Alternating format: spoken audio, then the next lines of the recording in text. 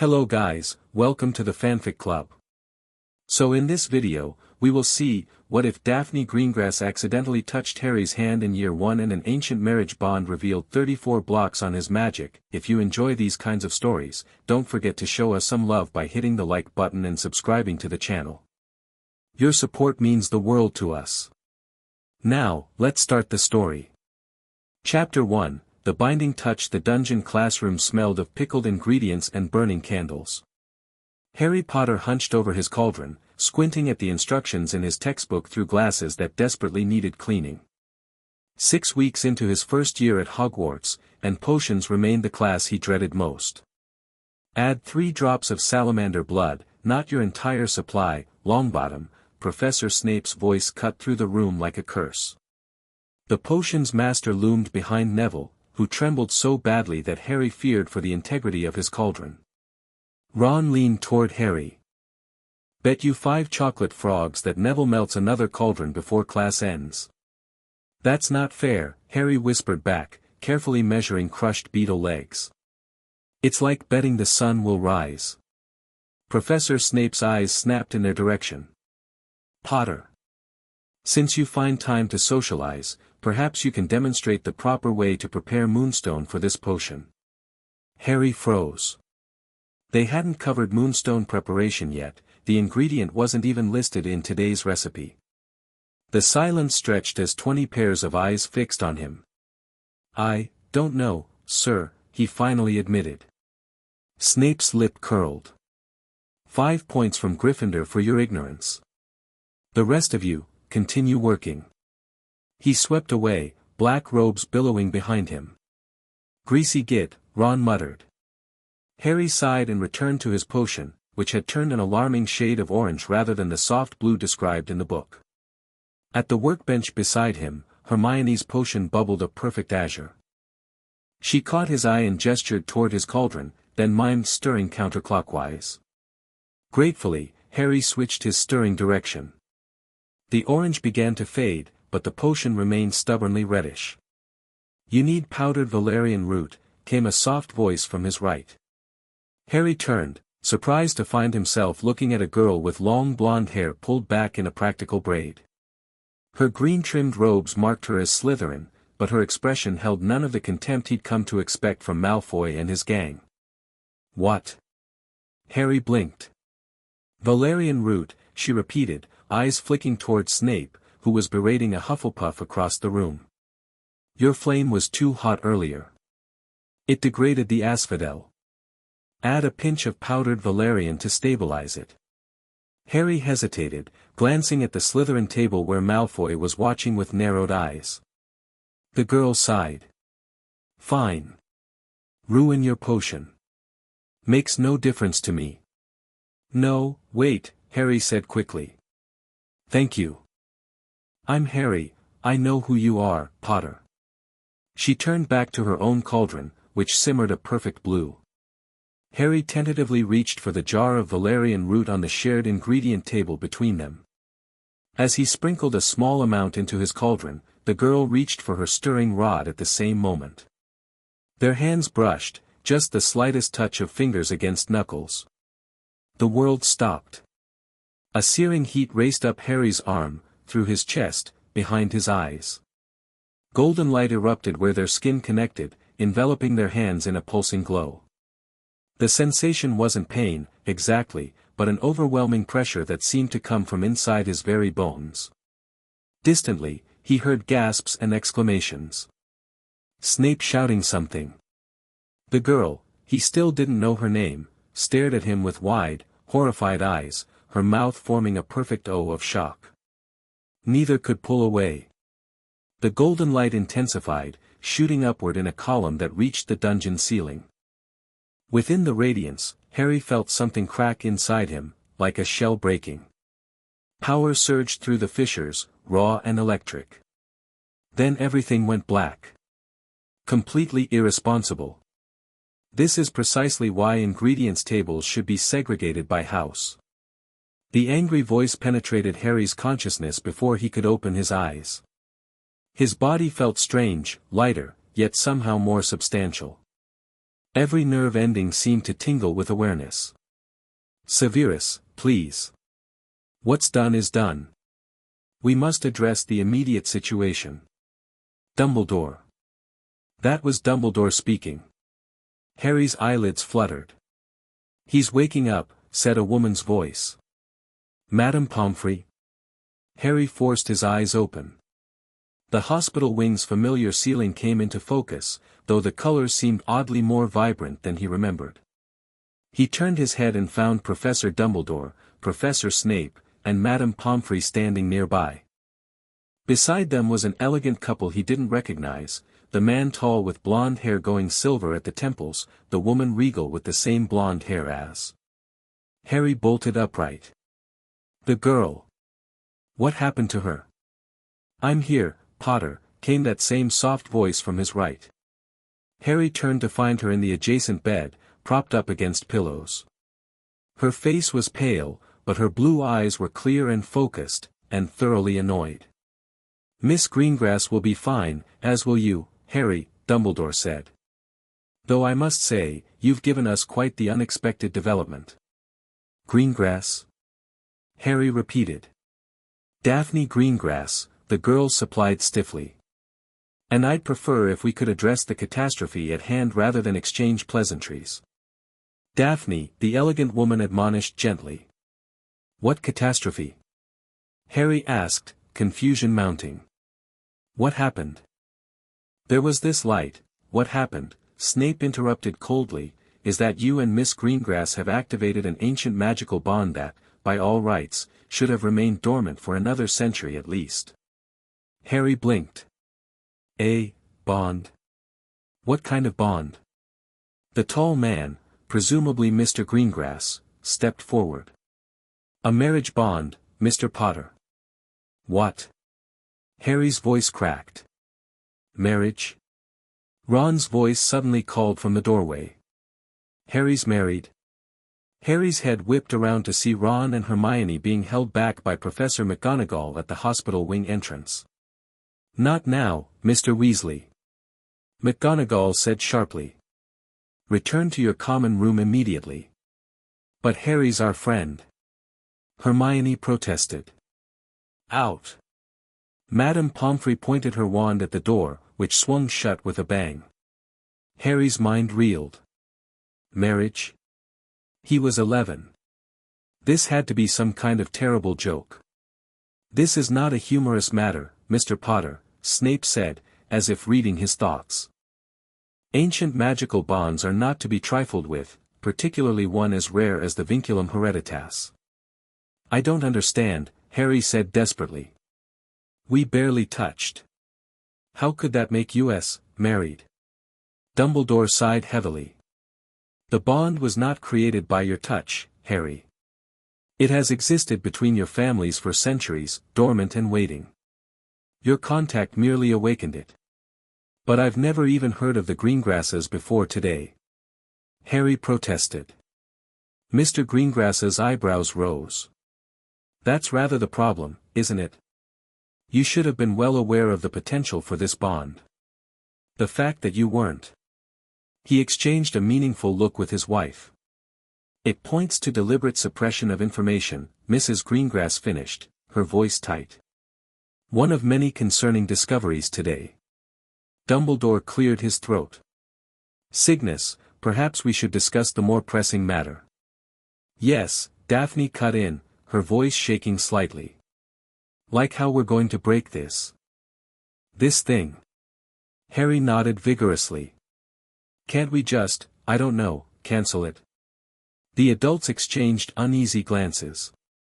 The vinculum hereditas is not something one simply cancels, Mr. Potter, Snape said. It is old magic, born of a life debt and sealed with blood centuries ago. When Hadrian Potter saved the life of Cornelia Greengrass in 1331, fascinating as this history lesson is, Daphne interrupted, it doesn't solve our current predicament.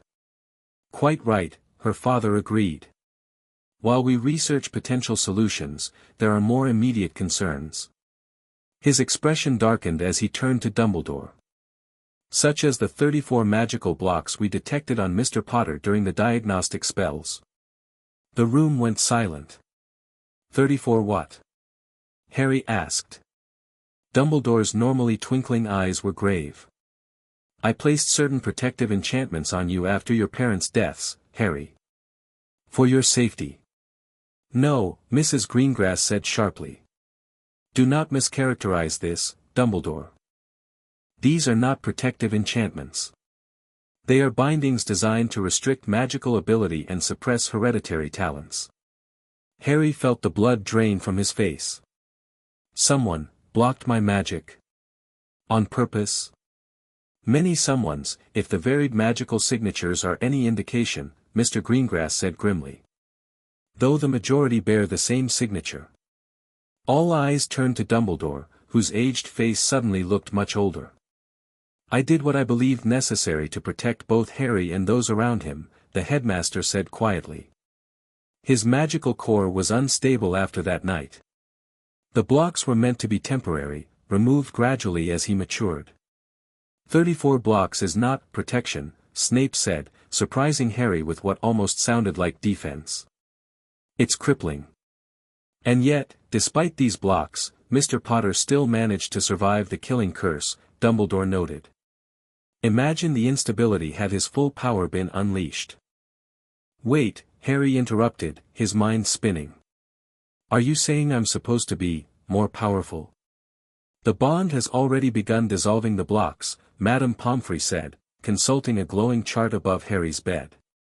3 have completely shattered. The others are weakening at varying rates. Which is precisely my concern, Dumbledore said. Such a rapid release could prove dangerous to Harry and those around him. More dangerous than leaving him magically hobbled when dark forces still seek him. Mrs. Greengrass challenged. Harry's head throbbed. Too much information. Marriage bonds. Magical blocks. Ancient debts. And through it all, the strange new awareness humming through his body, as if he'd spent his whole life underwater and was finally coming up for air. I want them gone, he said suddenly. All conversation stopped as the adults turned to him. Harry swallowed but continued with growing conviction. If someone put blocks on my magic, I want them removed. All of them. Harry, my boy, Dumbledore began.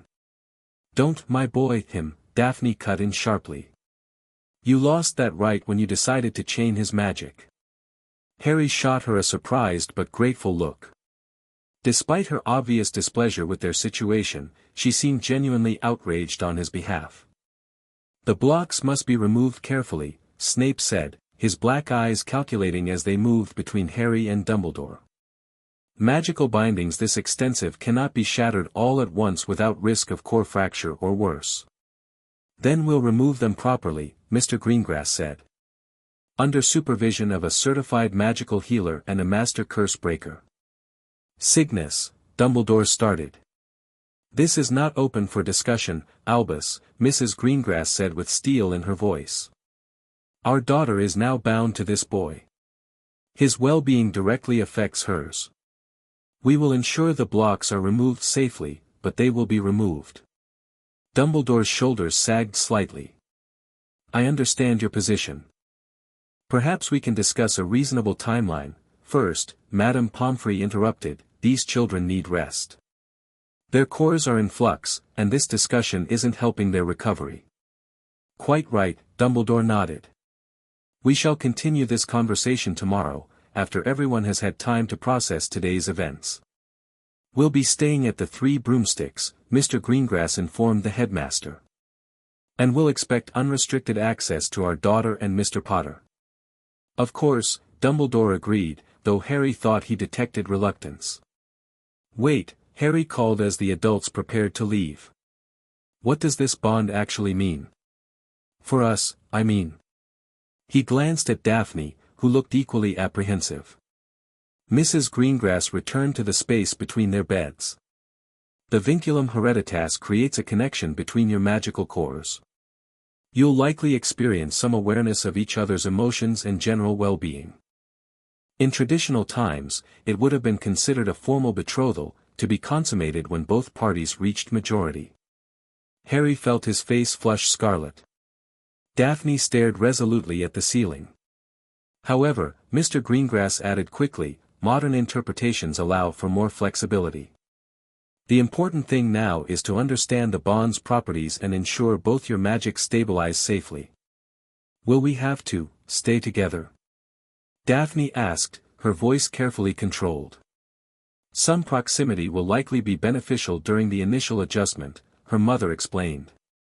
But we don't yet know the exact parameters this particular manifestation will take. Rest now, Madame Pomfrey insisted. There will be time for more questions tomorrow. The adults filed out, leaving Harry and Daphne alone in the hospital wing as evening shadows lengthened across the floor. For several minutes, neither spoke. Harry stared at the ceiling, trying to process everything. Married? Blocks on his magic. Dumbledore's betrayal. It was too much. This is a disaster, Daphne finally said, breaking the silence. Harry turned to look at her. In the fading light, her profile was sharp and delicate against the white pillow. I'm sorry, he offered. I didn't know touching you would do this. Daphne sighed. It's not your fault. Not entirely, anyway. You should have been informed about the potential for this bond, just as I was. You knew. Harry sat up straighter. Not that it would activate from a casual touch, she clarified. The family histories mentioned the dormant bond but indicated it would only awaken under specific magical circumstances. Deliberate ceremonies, shared magical danger, that sort of thing. She frowned. Something unusual must have triggered it. Like magical blocks breaking? Harry suggested. Daphne's eyes widened slightly. That, actually makes sense. The bond detected interference with your magic and activated to protect you. She shook her head. Still doesn't explain why it had to drag me into it. Maybe it needed your magic to help break the blocks. Harry ventured. Perhaps. She studied him with new interest. You're taking this remarkably well for someone who just discovered they've been magically sabotaged their entire life. Harry gave a hollow laugh. Trust me, I'm screaming internally. But after finding out I'm a wizard, living under the stairs, surviving a killing curse as a baby. He shrugged. This is just the latest impossible thing I'm supposed to accept. Under the stairs? Daphne repeated, frowning. Harry waved dismissively. Not important right now. So, we're magically married. Betrothed, technically, she corrected. And we're going to find a way out of it. Right. Harry wasn't sure why her emphatic tone stung slightly. Though I suppose there are worse people to be accidentally magic married to. A reluctant smile tugged at Daphne's lips. I reserve judgment on that point, Potter. Harry, he corrected. If we're betrothed, you should probably use my first name. She rolled her eyes. Fine. Harry. She tested the name like an unfamiliar potion ingredient. And I suppose you can call me Daphne. Nice to meet you, Daphne, Harry said with mock formality. Sorry about the whole accidental marriage thing.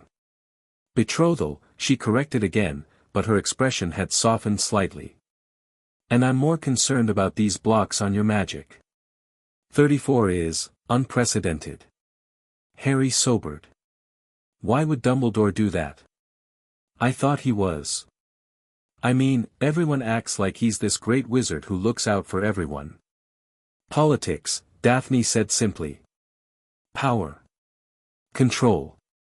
The usual reasons people do terrible things while convincing themselves it's for the greater good. But what good comes from blocking my magic? Daphne considered him thoughtfully. What happens when you take the most famous baby in wizarding history, potentially very powerful, and ensure he grows up knowing nothing about his heritage, believing himself to be magically average, and seeing you as his savior and guide? The implications hit Harry like a bludger. You get someone grateful just to be here. Someone easy to control. Precisely. Daphne's gaze was penetrating. The question is, what does Dumbledore want to control you for? Before Harry could respond, the hospital wing door opened, admitting Madame Pomfrey with 2 steaming goblets.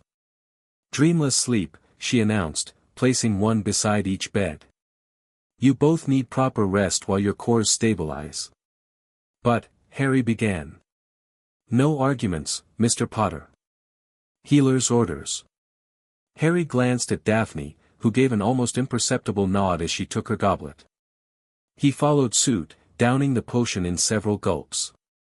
It tasted of lavender and something bitter. As drowsiness swept over him, Harry's last thought was that he could feel something new at the edge of his consciousness, a gentle presence that hadn't been there before.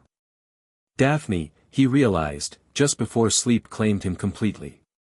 Harry woke to sunlight and hushed voices. For a moment, he thought he was back in his dormitory, but the hospital wing's high ceiling quickly reminded him of yesterday's events. Absolutely unacceptable. The boy is my responsibility. With respect, Headmaster, that arrangement is precisely what allowed this situation to develop. Harry recognized Mr. Greengrass's measured tone. Keeping his eyes mostly closed, he peered through his lashes at the small group gathered near Madame Pomfrey's office, Dumbledore, the Greengrasses, and a sharp-featured goblin in an expensive-looking suit. "Blood wards require blood relatives, Cygnus," Dumbledore was saying. "Harry must return to his aunt's home during summers for his protection." "The blood wards haven't functioned properly since the bond activated," Mrs. Greengrass countered. "Bloodforge confirmed it this morning." The goblin, presumably Bloodforge, nodded. "The vinculum hereditas has supplanted previous blood protections. The connection between young Mr. Potter and Miss Greengrass now takes magical precedence." Dumbledore's frown deepened. "Even so, removing Harry from his guardians, those muggles are not fit guardians," Mrs. Greengrass hissed, her composure cracking. "The diagnostic spells revealed more than magical blocks, Albus. Malnutrition. Improperly healed fractures. Evidence of prolonged confinement in small spaces." Harry flinched. He hadn't realized magical examinations could reveal so much. Difficult circumstances, certainly, Dumbledore acknowledged, but necessary sacrifices. "If you finish that sentence, Mr. Greengrass cut in, his voice dangerously soft, "I will personally ensure the Wizengamot receives a full accounting of those necessary sacrifices. Including the illegal bindings on an orphaned heir of 2 ancient houses." Silence fell. Harry hardly dared breathe. "What do you propose instead?" Dumbledore finally asked. "Joint custody," Mrs. Greengrass said promptly. "The bond requires proximity, at least initially. Both children will stay at Greengrass Manor during holidays until we determine a more permanent arrangement. The Potter properties," Dumbledore began, "are sealed until he reaches majority or undergoes inheritance rituals," the goblin interjected. "Standard procedure when the last heir is underage." "Harry should have some say in this," Dumbledore insisted. "Absolutely," Mr. Greengrass agreed. "Which is why we'll present the options to both children once they're fully recovered. But make no mistake, Albus, Harry Potter will not be returning to those muggles." Harry couldn't contain a small gasp at this pronouncement. 5 heads turned toward his bed immediately. "Eavesdropping, Mr. Potter?" Madame Pomfrey asked disapprovingly. Harry sat up, not bothering to feign sleep any longer. "Just woke up," he lied. "Hard not to hear when you're talking about me." From the next bed, Daphne stirred.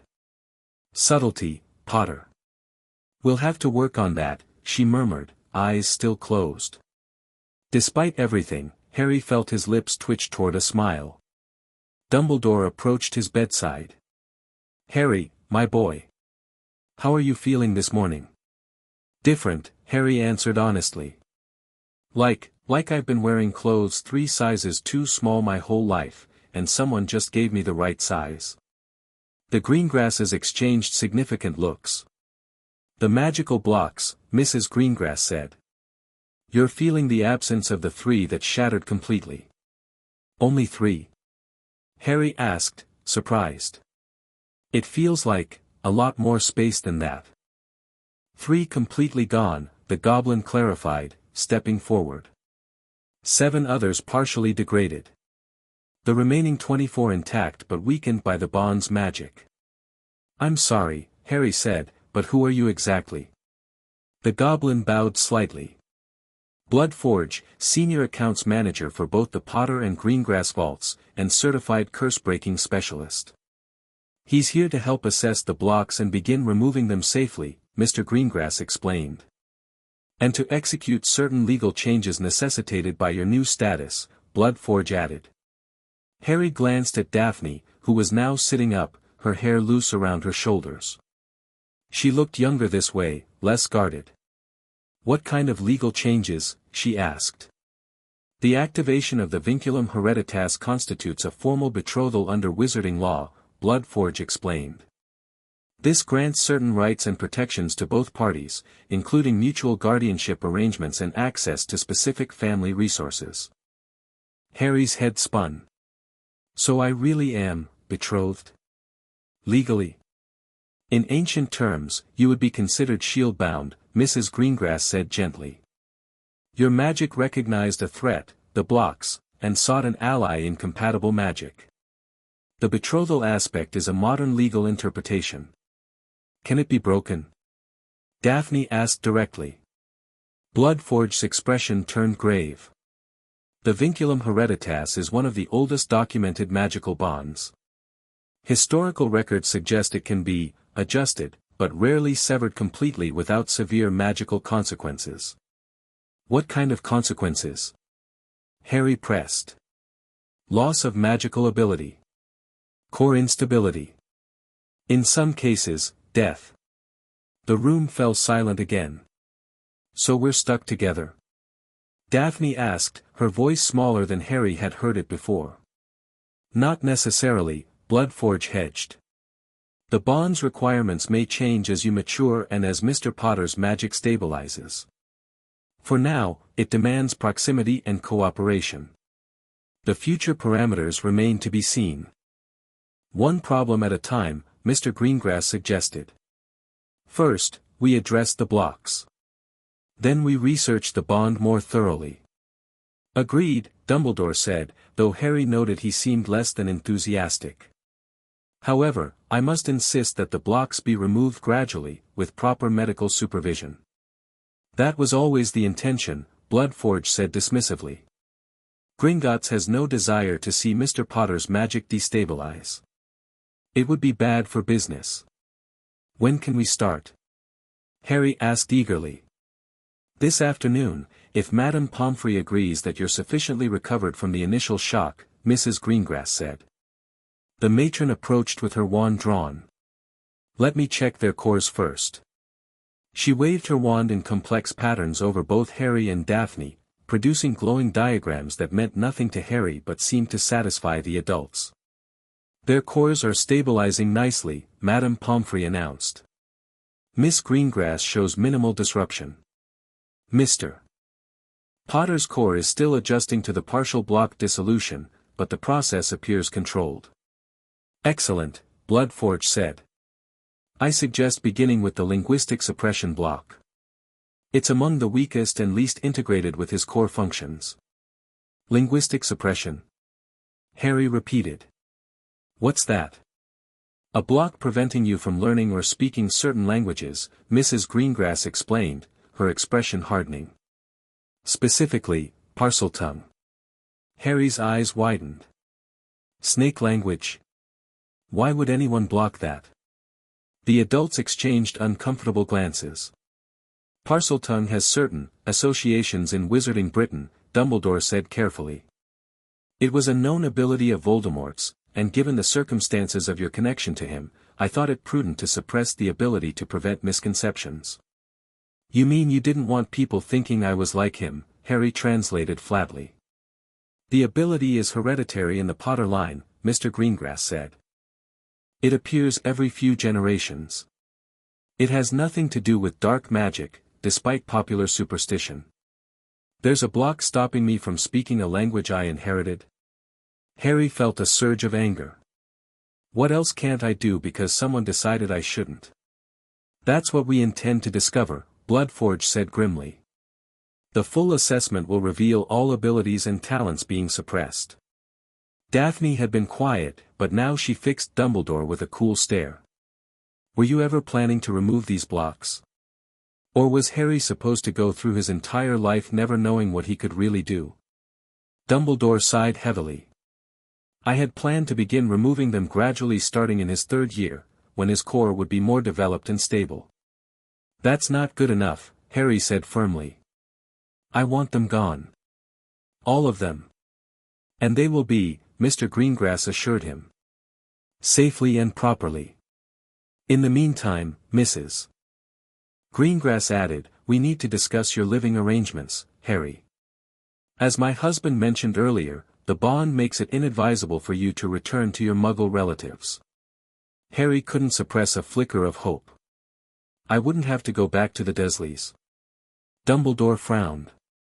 Harry, the blood protection, is compromised by the bond, Bloodforge interrupted.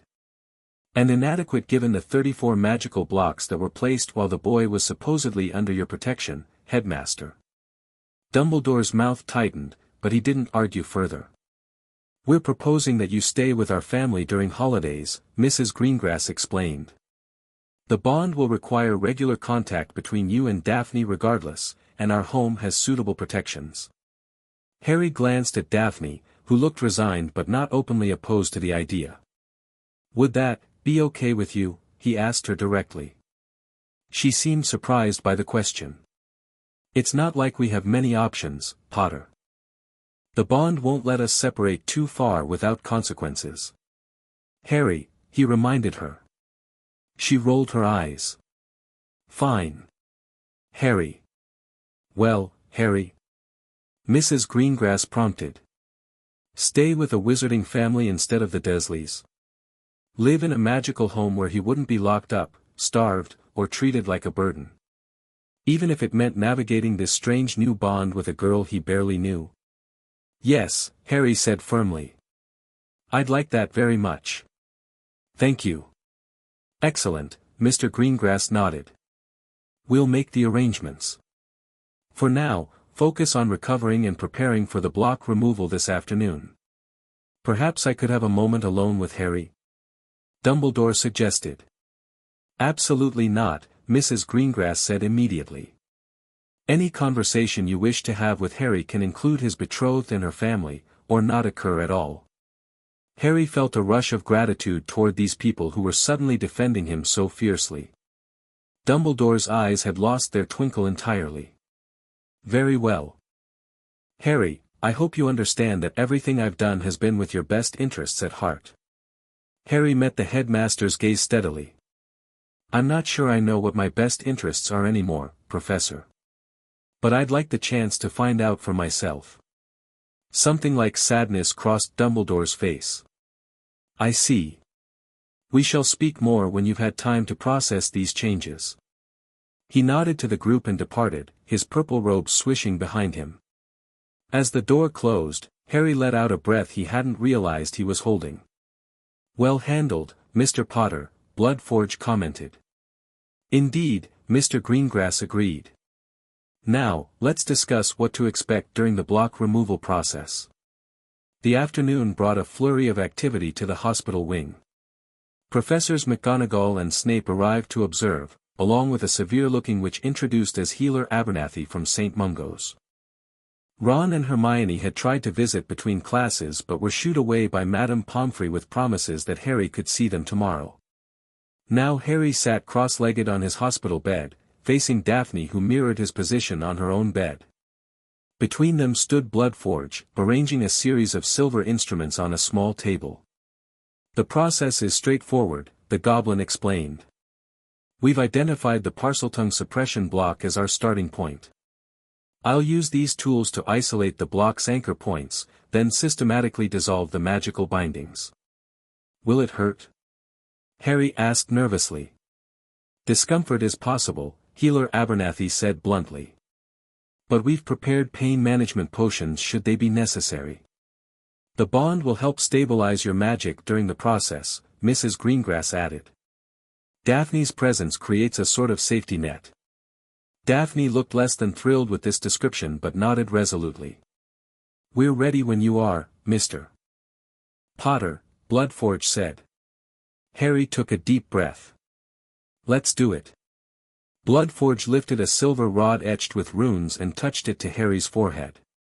Remain still. The rod felt cool against Harry's skin for a moment, then began to warm. The goblin murmured in a language Harry didn't recognize, gobbledygook, he supposed, while making small circular motions with the rod. Gradually, Harry felt a strange pressure building behind his eyes. Not painful, but intense, like the moment before a sneeze that wouldn't quite come. The block is anchored more deeply than expected, Bloodforge commented. Someone was very determined you should never access this ability. Dumbledore? Harry asked through gritted teeth as the pressure increased. The magical signature matches, Bloodforge confirmed. But the technique suggests training in certain forbidden binding methods. Curious. The goblin set aside the rod and picked up a small silver bell. When he rang it, the sound resonated at a frequency that made Harry's teeth ache. The pressure behind his eyes pulsed in time with the sound. There, Bloodforge said with satisfaction. The anchor points are destabilizing. Suddenly, Harry felt something shift, like a knot unraveling inside his head. The pressure released in a rush, and with it came a flood of sounds he'd never noticed before. Hisses, whispers, sibilant murmurs just at the edge of comprehension. I can hear. He began, then stopped in shock as his words emerged as a series of hisses. Daphne's eyes widened. Professor McGonagall gasped. Only Snape seemed unsurprised, watching Harry with inscrutable dark eyes. English, if you please, Mr. Potter, Bloodforge said calmly. Harry concentrated. Sorry. That was strange. Parseltongue comes naturally to those with the ability, Mr. Greengrass explained. You'll need to practice distinguishing between it and English. Is it gone? The block? Harry asked. Completely, Bloodforge confirmed. An impressive result for our first attempt. The bond appears to be enhancing the dissolution process. Daphne suddenly winced, pressing a hand to her temple. Daphne? Her mother moved to her side. What is it? Just a headache, Daphne said. It started when the block broke. Healer Abernathy waved her wand over Daphne. A minor magical feedback. The bond is still stabilizing. She withdrew a vial from her robes. Drink this. As Daphne complied, Harry felt a twinge of guilt. I'm sorry. I didn't mean to hurt you. Don't be ridiculous, Potter, she said after downing the potion. This isn't your fault. Harry, he corrected automatically. A ghost of a smile touched her lips. Harry, then. And stop looking so worried. I'm fine. We should proceed with caution, Healer Abernathy advised. Perhaps one more block today, then rest until tomorrow. Agreed, Bloodforge said. I suggest targeting the magical sensitivity suppression next. It's connected to the Parseltongue ability and already partially degraded. The process began again, this time with Bloodforge using a crystalline prism that split the light into rainbow patterns across Harry's chest. The pressure this time built in his solar plexus, spreading outward in tingling waves. When the block finally dissolved, Harry gasped as the hospital wing suddenly came alive with colors he couldn't name, shimmering auras around the magical instruments, glowing traces in the air where spells had recently been cast, and most vividly, a golden thread pulsing between himself and Daphne. I can see magic, he whispered, awestruck. Magical sensitivity, Snape commented, speaking for the first time. A rare gift, even in the Potter line. This ability will need training, Mrs. Greengrass cautioned. Without proper control, the sensory input can become overwhelming. Harry could already feel a headache forming as his eyes tried to process the new information. How do I turn it off? Visualization is key, Mr. Greengrass instructed. Imagine adjusting the brightness, like dimming a light. Harry closed his eyes, picturing a dial being turned down. When he reopened them, the magical auras had faded to subtle hints rather than blinding displays. Better, he sighed. Excellent control for a first attempt, Healer Abernathy noted. The bond appears to be providing instinctive guidance. Daphne looked thoughtful. I felt what he was doing. Not consciously, but I knew how to adjust the sensitivity. The bond facilitates sharing of magical knowledge, Bloodforge explained. Quite useful for training purposes.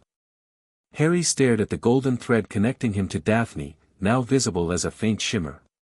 Is that the bond? She followed his gaze, brows furrowing. You can see it? Can't you? She shook her head. I feel it, but I can't see anything. Magical sensitivity manifests differently for each individual, Healer Abernathy explained. Mr. Potter appears to have a visual orientation. That's enough for today, Madame Pomfrey declared, checking Harry's pulse. Both children need rest. We'll continue tomorrow. Harry wanted to protest, but fatigue was already settling into his bones. 2 blocks down, 32 to go. The journey ahead seemed daunting, but for the first time, he felt a flicker of genuine excitement about his magical future. As the adults packed up their instruments and discussed the next day's schedule, Harry turned to Daphne. Thank you, he said quietly. For being here. For helping with this. Not like I had much choice, she pointed out, but her tone lacked real resentment. Besides, it's interesting. No one in living memory has witnessed the removal of so many magical blocks from a single wizard. Always looking on the bright side, Harry said dryly. That earned him a real smile, small but genuine. One of us should. Mr. Potter, Professor McGonagall approached his bed. Your friends are quite concerned. Would you like me to tell them anything? Harry hesitated. How could he possibly explain all this to Ron and Hermione? Tell them I'm okay, he finally said. And that I'll explain everything tomorrow, if I'm allowed visitors. Light visitors only, Madame Pomfrey conceded. And only after we've completed tomorrow's block removal. As everyone began filing out, Professor Snape lingered by Harry's bedside, his expression unreadable. Sir. Harry ventured uncertainly. Your mother had it too, Snape said abruptly. The magical sensitivity. She called it, seeing the colors. Without waiting for a response, he turned and swept from the room, leaving Harry staring after him in shock. What was that about? Daphne asked once they were alone. I have no idea, Harry admitted, still processing Snape's unexpected revelation. He hates me. Or at least, I thought he did. People are complicated, Daphne said, settling back against her pillows. Especially adults. Yeah. Harry lay back, watching the faint magical residue swirling across the ceiling. Daphne? What happens when all the blocks are gone? What if I'm different? She turned her head to look at him, blue eyes serious. You will be different. That's the point. But you'll be the you that you were always meant to be. And if that person is someone you don't like being bound to? A small crease appeared between her brows. We'll deal with that if it happens. One problem at a time, remember. Harry nodded, finding unexpected comfort in her practical approach. Get some sleep, Potter, she said, closing her eyes. Tomorrow's going to be another long day. Harry, he corrected reflexively. Harry, she agreed, a smile in her voice even as she drifted toward sleep.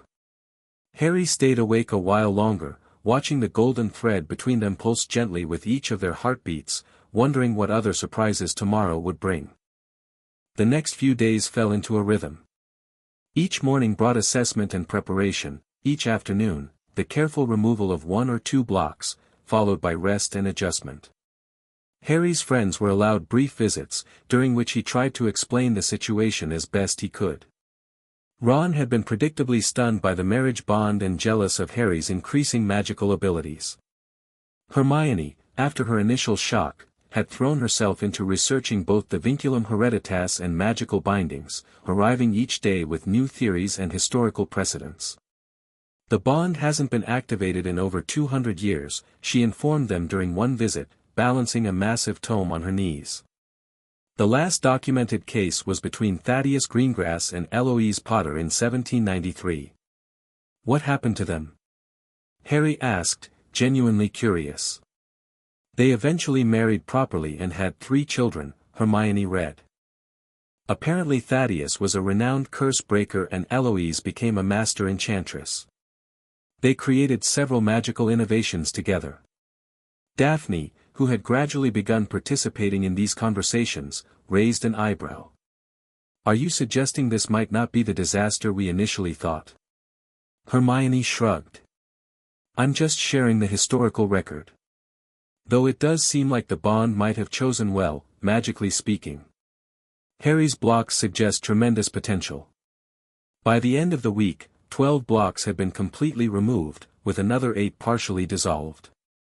Each removal revealed new abilities or enhanced existing ones, improved wandless magic, heightened reflexes, stronger shield charms, and most surprisingly, a natural aptitude for certain branches of magic Harry had previously struggled with. Your potion stirring technique has improved markedly, Snape commented during one removal session where a block suppressing fine motor control had been targeted. The potion's master had become an unexpected regular at these sessions, his expertise in the dark arts proving valuable for identifying the more insidious bindings. There's a rhythm to it that makes sense now, Harry explained, demonstrating the fluid wrist motion that had previously felt awkward and unnatural. That's because someone deliberately disrupted your ability to perform precise magical gestures, Bloodforge growled. These blocks were not placed haphazardly, but strategically to limit specific talents. The most disturbing discovery had come 3 days in, when they'd uncovered a block specifically targeting Harry's memory and cognitive processes. This is beyond unconscionable, Healer Abernathy had fumed after breaking that particular binding. This block was designed to inhibit retention of magical theory and limit analytical thinking about certain subjects, particularly those related to ancient magic, family lineages, and magical governance. Ensuring you'd remain ignorant of your heritage and dependent on others for magical knowledge, Mr. Greengrass had added grimly. The changes in Harry were becoming noticeable to everyone. His magic responded more readily, spells came more easily, and most surprisingly to him, his thinking seemed clearer, connections forming that he might have missed before. Through it all, Daphne remained a constant presence. The bond required them to be within a certain distance of each other, about 50 feet, they discovered through careful testing, which meant shared meals, adjacent beds in the hospital wing, and a growing familiarity that had gradually transformed their initial antagonism into something like cautious friendship. You're not what I expected, Daphne admitted one evening as they played a game of exploding snap between block removal sessions. What did you expect? Harry asked, carefully placing a card. The boy who lived legend. Arrogant. Full of yourself. She shrugged. Most Slytherins think you're Dumbledore's pampered golden boy. Harry snorted. Pampered. Right. You've seen the diagnostic reports. Daphne's expression softened. Yes. I have. She hesitated. Do you want to talk about it? The Muggles, I mean. Harry focused intently on the card game. Not much to say. They hate magic. They hated my parents. By extension, they hate me. That doesn't explain the cupboard. Her voice was neutral, but Harry could feel her anger through the bond, a warm, protective sensation that still surprised him. Maybe another time, he said quietly. She nodded, respecting his boundaries. When you're ready. The card pile exploded, singeing Harry's eyebrows and making them both laugh. It felt good to laugh after days of intensive magical work. So what's on the agenda for tomorrow? Harry asked as they cleaned up the cards. Memory blocks, Daphne replied. Bloodforge thinks there may be suppressed memories as well as abilities. Harry's stomach tightened. What kind of memories? No way to know until they're released. She studied his face. Nervous? Wouldn't you be? What if there are things I don't want to remember? Like the night your parents died, she said softly. Harry nodded, throat suddenly tight. I'll be right here, Daphne said, surprising both of them with her reassurance. The bond, it helps, doesn't it? Having someone else anchor you through the changes. It did help. Harry had noticed that Daphne's presence during the removals made the process less jarring, her steady magical signature a counterbalance to his fluctuating core. Yeah, he admitted. It helps. She looked pleased, though she tried to hide it. Good. Because we still have a long way to go, Potter. Harry, he corrected automatically. Harry, she agreed with a small smile that was becoming familiar. As they settled into their beds for the night, Harry found himself wondering, not for the first time, how different his life might have been without those 34 blocks. And more surprisingly, how different it might have been without accidentally touching Daphne Greengrass's hand in potions class. Are you ready, Mr. Potter? Bloodforge asked the next morning. Harry sat cross-legged on the hospital bed, facing Daphne as usual. Today felt different. More significant. Memory blocks were unpredictable, Healer Abernathy had warned. The rush of suppressed memories could be disorienting or even traumatic. As ready as I'll ever be, Harry replied. The hospital wing was quieter than usual. Only the essential participants remained, Bloodforge, Healer Abernathy, Madame Pomfrey, and the Greengrasses. Even Snape and McGonagall had been asked to wait outside, given the potentially personal nature of suppressed memories. We'll begin with the oldest block, Bloodforge explained. It appears to have been placed shortly after your parents' deaths. Harry's pulse quickened. You mean I might remember, that night? It's possible, Healer Abernathy confirmed. Though infant memories are naturally fragmented. The block may have been placed to suppress trauma, rather than specific events. Or to hide something someone didn't want you to know, Mr. Greengrass added. Bloodforge lifted a new instrument, a small silver disc etched with spiraling runes. This will target memory-specific bindings. The process is the same as before, but the effects may feel quite different. Harry nodded, steeling himself. Across from him, Daphne reached out and placed her hand palm up between them. For stability, she said simply. Grateful, Harry placed his hand in hers. The bond hummed between them, golden light briefly flickering around their joined fingers before fading. Bloodforge pressed the disc to Harry's forehead. Begin. The sensation started gently, a warmth spreading through Harry's mind like tendrils of sunlight. Then suddenly, like a dam breaking, images flooded forward, a woman with red hair singing softly, her green eyes, his eyes, looking down with love. His father's laugh, deep and rich, as baby Harry zoomed around on a toy broomstick. A large man with a wild beard making colorful smoke rings appear from a pink umbrella. A dark-haired man, serious, his mind supplied, transforming into a great black dog that let baby Harry ride on his back. The memories cascaded faster now, less distinct but overwhelmingly emotional. Harry gasped, tears streaming down his face, as he glimpsed fragments of the life he'd had before everything changed. Then came darkness. Cold. Fear. A high, cold laugh. His mother's scream. A flash of green light. Pain in his forehead, blinding and terrible. And then, a figure standing over him. Not Hagrid, as the story had always been told. Someone else. Tall, silver-bearded, eyes not twinkling but calculating behind half-moon spectacles. Dumbledore, lifting a wand, pointing it at baby Harry's forehead. Murmuring words that made the world go dim. Harry jerked backwards, breaking contact with the silver disc. Dumbledore was there, he gasped. The night my parents died, he was there before anyone else. The room fell silent. Even Bloodforge looked stunned. Are you certain, Harry? Mrs. Greengrass asked gently. I saw him, Harry insisted, his voice shaking. He cast some spell on me. Right after. He couldn't finish the sentence. After Voldemort's attack, Healer Abernathy supplied quietly. That would have been when the first block was placed. Why?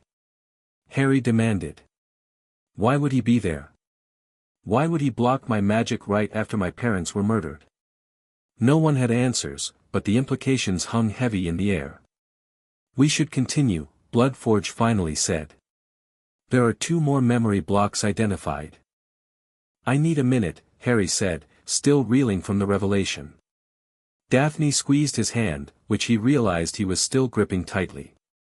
We can take a break if you need it. Harry shook his head. No. I want to know everything. All of it. No more secrets. The second memory block proved less dramatic but equally disturbing. It contained numerous small moments from Harry's early childhood with the Dursleys, instances of accidental magic that had been partially suppressed from his own memory. Times when he'd unconsciously protected himself from Vernon's rage or Dudley's bullying. Magic that had been systematically blocked and hidden, even from himself. Self-preservation magic, Bloodforge identified. Quite powerful, even in a young child. Someone wanted to ensure you couldn't access it consciously.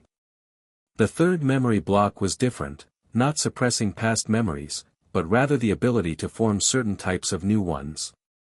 This block was designed to inhibit the formation of specific magical connections, Bloodforge explained as he worked to dissolve it. Particularly those related to inheritance magic, family magics, and ancestral knowledge. As the block dissolved, Harry felt knowledge unfurling in his mind, understanding of concepts he'd never been taught. Recognition of magical signatures. Awareness of his place within a magical lineage stretching back centuries. The Potters, he whispered. I can feel them. Like they're part of me. Family magic, Mr. Greengrass nodded. It should have been accessible to you all along. Every magical child can sense their family's magical legacy to some degree.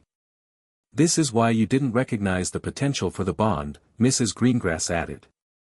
This block specifically prevented you from sensing your connection to the Greengrass line through your shared ancestors. The implications were staggering.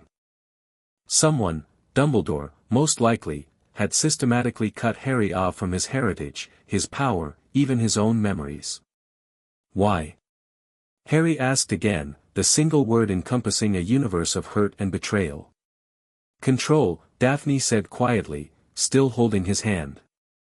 If you knew your true power, if you could access your family magic, if you remembered Dumbledore was there that night, you might ask questions no one wanted to answer. Like why he left me with abusive muggles. Or why he blocked my magic. Or why he was at my parents' house right after they were murdered. Harry's voice rose with each question. Precisely those questions, Bloodforge agreed grimly. And perhaps others even more troubling. Such as why the most powerful wizard of the age couldn't protect your parents when he apparently knew they were in danger, Mr. Greengrass suggested. Or why no one ever questioned the circumstances of that night. Harry's head pounded with the weight of revelations, memories, and questions. The room seemed to spin around him. I think that's enough for today, Healer Abernathy decided, moving forward to check Harry's pulse. Memory blocks are particularly draining. But there's more, Harry protested weakly, even as exhaustion swept over him. And we'll address them, Mrs. Greengrass promised. But your magical core needs time to integrate these changes. Madame Pomfrey was already approaching with potions. Calming draught and dreamless sleep. You need rest, Mr. Potter. Harry wanted to argue, but the day's revelations had drained him completely. He accepted the potions without protest. As drowsiness overtook him, he felt Daphne finally release his hand. I'll be here when you wake up, she promised softly. We'll figure this out together. For the first time since this strange journey began, Harry felt genuinely grateful for the accidental bond that had brought Daphne Greengrass into his life. Without her, he might never have discovered the truth, might have lived his entire life with his magic and memory suppressed, manipulated by those he trusted most. "Thank you," he murmured as sleep claimed him, not sure if she heard, but feeling the bond pulse with acknowledgement nonetheless. News traveled fast at Hogwarts, even when efforts were made to maintain privacy. By the following morning, rumors of Harry's magical awakening had spread throughout the castle. Some said he was manifesting extraordinary powers, others claimed he was dangerously unstable. The fact that he remained in the hospital wing, isolated except for brief visits from a select few, only fueled the speculation. "The Daily Prophet has been making inquiries," Mr. Greengrass informed them over breakfast. "So far, Hogwarts has maintained that you're simply recovering from a magical accident. How long can we keep this quiet?" Harry asked, picking at his toast. The previous day's memory revelations had left him with little appetite. "Not much longer," Mrs. Greengrass admitted. "Particularly once you return to classes and people notice the changes in your magic." "And they will notice," Daphne added. "You cast a lumos last night that was brighter than most seventh years could manage." Harry grimaced. He'd wanted to read after waking in the middle of the night and had nearly blinded himself with the strength of his own light spell. "Perhaps it's time for a more proactive approach," Mr. Greengrass suggested. "Control the narrative before others do it for us." "What did you have in mind?" Harry asked. "A formal statement through our family solicitor, explaining that an unexpected magical inheritance has manifested, requiring medical supervision to stabilize. No mention of the blocks or the bond unless absolutely necessary." Harry considered this. "And Dumbledore? What about what I remembered?" The adults exchanged glances. "Those accusations require careful handling," Mrs. Greengrass said gently. "Memory evidence, particularly recovered memories, is notoriously difficult to verify legally." "You don't believe me?" Harry asked, hurt seeping into his voice. "We believe you, Harry," Mr. Greengrass assured him. "But challenging Albus Dumbledore requires irrefutable evidence. His political power remains considerable." "For now," Bloodforge added with a toothy goblin smile. "Gringotts takes a very dim view of magical suppression. Particularly when it affects valuable clients." Before they could discuss further, the hospital wing doors opened to admit Professor McGonagall, looking unusually stern even for her. "Mr. Potter," she began without preamble, "the headmaster requests your presence in his office immediately." Harry stiffened. "I'm not supposed to leave the hospital wing yet." "Healer's orders." "I've been made aware," McGonagall said, her lips thinning. "However, certain developments require your attention." "What developments?" Mrs. Greengrass asked sharply. McGonagall hesitated. "A representative from the Department of Magical Law Enforcement has arrived regarding Mr. Potter's guardianship situation." "On what grounds?" Mr. Greengrass demanded, standing. "I believe it concerns the magical bonding with Miss Greengrass and questions about whether proper protocols were followed." Harry and Daphne exchanged alarmed looks. They hadn't done anything wrong, the bond had activated accidentally. "This is a transparent attempt to regain control," Mrs. Greengrass said angrily. "Cygnus, contact Hornblower immediately." Mr. Greengrass was already reaching for his communication mirror. "Randolph Hornblower," he spoke clearly into the reflective surface. Bloodforge set aside his instruments. "I will accompany Mr. Potter to this meeting. Gringotts has legal standing given our role in the medical procedures." "As will I," Mrs. Greengrass declared. "Daphne will need to come as well, given the nature of the bond." "I should go, too," Daphne said, sliding off her bed. "If they're questioning the bond, they need to hear from both of us." Harry felt a surge of gratitude for this impromptu defensive line forming around him. A week ago, he would have gone to Dumbledore's office alone, unquestioning and unprepared. Very well, McGonagall conceded, though she looked troubled. But I should warn you, Madam Bones herself is present. Amelia? Mrs. Greengrass looked surprised. This must be serious indeed if the director of the DMLE is involved personally. As they prepared to leave, Madame Pomfrey insisted on one final check of Harry's magical core. Still fluctuating, but within safe parameters, she pronounced. Don't allow yourself to become magically or emotionally overwhelmed, Mr. Potter. Your core needs time to stabilize fully. I'll try, Harry promised, though the looming confrontation made that seem unlikely. They made an unusual procession through the castle, Harry and Daphne in the center, flanked by Mrs. Greengrass and Bloodforge, with Professor McGonagall leading the way. Students in the corridors stopped and stared, whispering among themselves. Harry caught fragments of speculation, married to the Slytherin girl. Power boost from dark magic. Dumbledore's trying to contain it. By the time they reached the stone gargoyle guarding Dumbledore's office, a mirror had flared to life in Mr. Greengrass's hand. We'll be there momentarily, assured a crisp voice. Stall if necessary. The headmaster is expecting you, McGonagall said, turning to the gargoyle. Acid pops. The gargoyle leapt aside, revealing the spiral staircase beyond. As they ascended, Harry felt Daphne move slightly closer to him. Remember, she whispered, they're trying to regain control. Don't let them. Harry nodded, drawing strength from her certainty and the now familiar warmth of the bond between them. Dumbledore's office was more crowded than Harry had ever seen it. The headmaster sat behind his desk, seemingly serene despite the tension in the room. Beside him stood a square-jawed witch with short grey hair and a monocle, Madam Bones, Harry presumed. Professor Snape lurked near the bookshelves, his expression unreadable. Most surprising was the presence of Mr. and Mrs. Weasley. Molly Weasley half rose from her chair when Harry entered, her face a mixture of concern and relief. Harry, dear. Are you all right? We came as soon as we heard what exactly, Molly? Mrs. Greengrass cut in coolly. Before Mrs. Weasley could respond, Dumbledore spoke. Ah, Harry, Miss Greengrass. Thank you for joining us. I believe you know Arthur and Molly Weasley.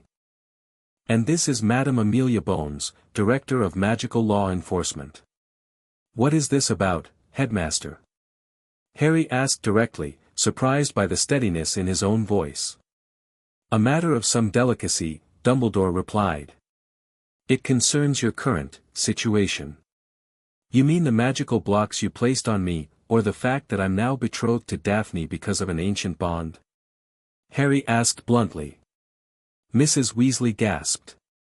Arthur Weasley's eyebrows shot up. Even Madam Bones looked startled. Magical blocks, she repeated sharply. What magical blocks? 34 separate bindings, Bloodforge supplied, stepping forward. Placed over a period of years, suppressing Mr. Potter's natural magical abilities, memories, and hereditary talents. That's impossible, Mrs. Weasley stammered, looking to Dumbledore. Albus would never. I did what was necessary to protect Harry and those around him, Dumbledore said gravely. His magical core was destabilized by the events of that Halloween night. The blocks were a safety measure, to be removed gradually as he matured. 34 blocks is not a safety measure, Mrs. Greengrass said icily. It's magical suppression on a scale that would earn anyone else a cell in Azkaban. Madam Bones's monocle glinted as she turned to Dumbledore. Is this true, Albus? 34 magical bindings on a minor? Dumbledore sighed heavily. The number has been exaggerated. There were certain necessary limitations placed. We have the full diagnostic reports, Bloodforge interrupted, producing a sealed folder from inside his suit jacket. Certified by both Gringotts and St. Mungo's healers. 34 distinct magical bindings, each documented with magical signature analysis. Madam Bones accepted the folder, breaking the seal to scan its contents. Her expression grew progressively grimmer. "This is, most disturbing," she finally said.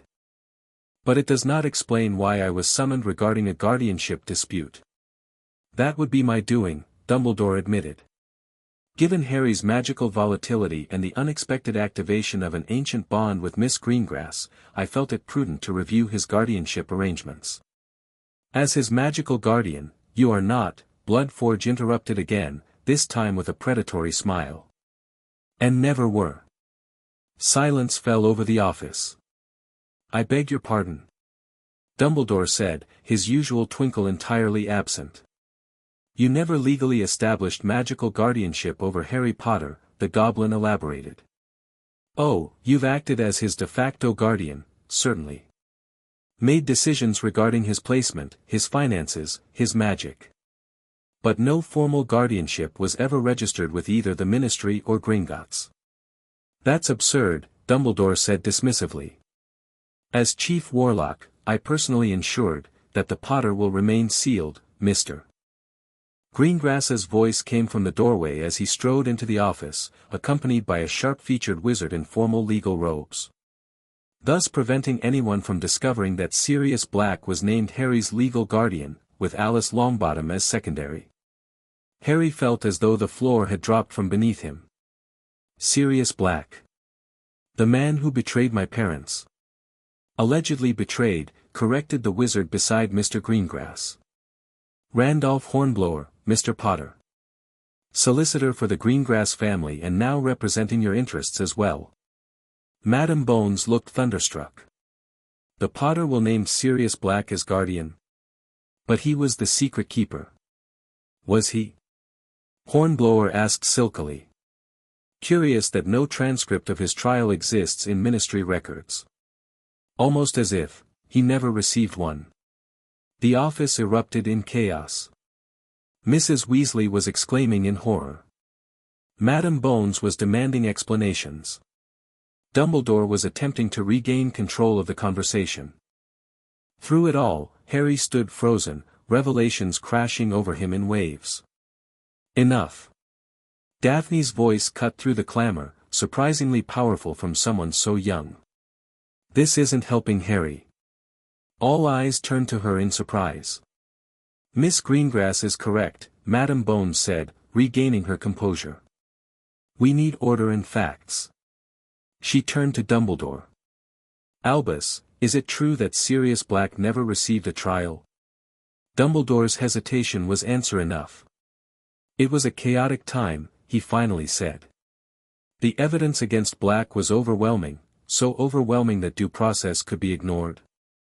Madam Bones pressed. "For the heir of a noble house." "What about my parents' will?" Harry asked, finding his voice. "Why was it sealed?" "For your protection, Harry," Dumbledore said gently. "There were sensitive matters, like the fact that it explicitly stated Peter Pettigrew was their secret keeper, not Sirius Black." Hornblower supplied, producing a document from his briefcase. Harry felt the room spin around him. His godfather, he had a godfather, was in Azkaban for a crime he might not have committed. His parents' final wishes had been ignored. His magic had been bound. His memories suppressed. And Dumbledore had orchestrated it all. "I think," Madam Bones said slowly, "that we need to take a step back and address these matters properly. Albus, these allegations are extremely serious." "Indeed they are," Dumbledore agreed, though his calm seemed forced now. "And I am prepared to address them fully. However, our immediate concern must be Harry's well-being during this period of magical transition. The accidental bond with Miss Greengrass, there was nothing accidental about it," Mrs. Greengrass interrupted. "The vinculum hereditas activated precisely because it detected the magical suppression. It sought to protect the last Potter heir through alliance with a compatible bloodline. An 11-year-old girl cannot possibly provide the protection and guidance Harry needs," Mrs. Weasley interjected, finding her voice again. "Arthur and I would be happy to take him in, give him a proper family environment." "That won't be necessary, Molly," Mr. Greengrass said firmly. The bond requires proximity between Harry and Daphne for proper stabilization. The Greengrass family is fully prepared to provide Harry with both the home and the magical guidance he requires. But Mrs. Weasley stopped herself abruptly. We're what, Molly? Mrs. Greengrass asked dangerously. Slytherins? Neutrals in the last war? Or simply not under Albus's direct influence? Mrs. Weasley flushed. I only meant that Harry needs people who care about him, not just his magical development.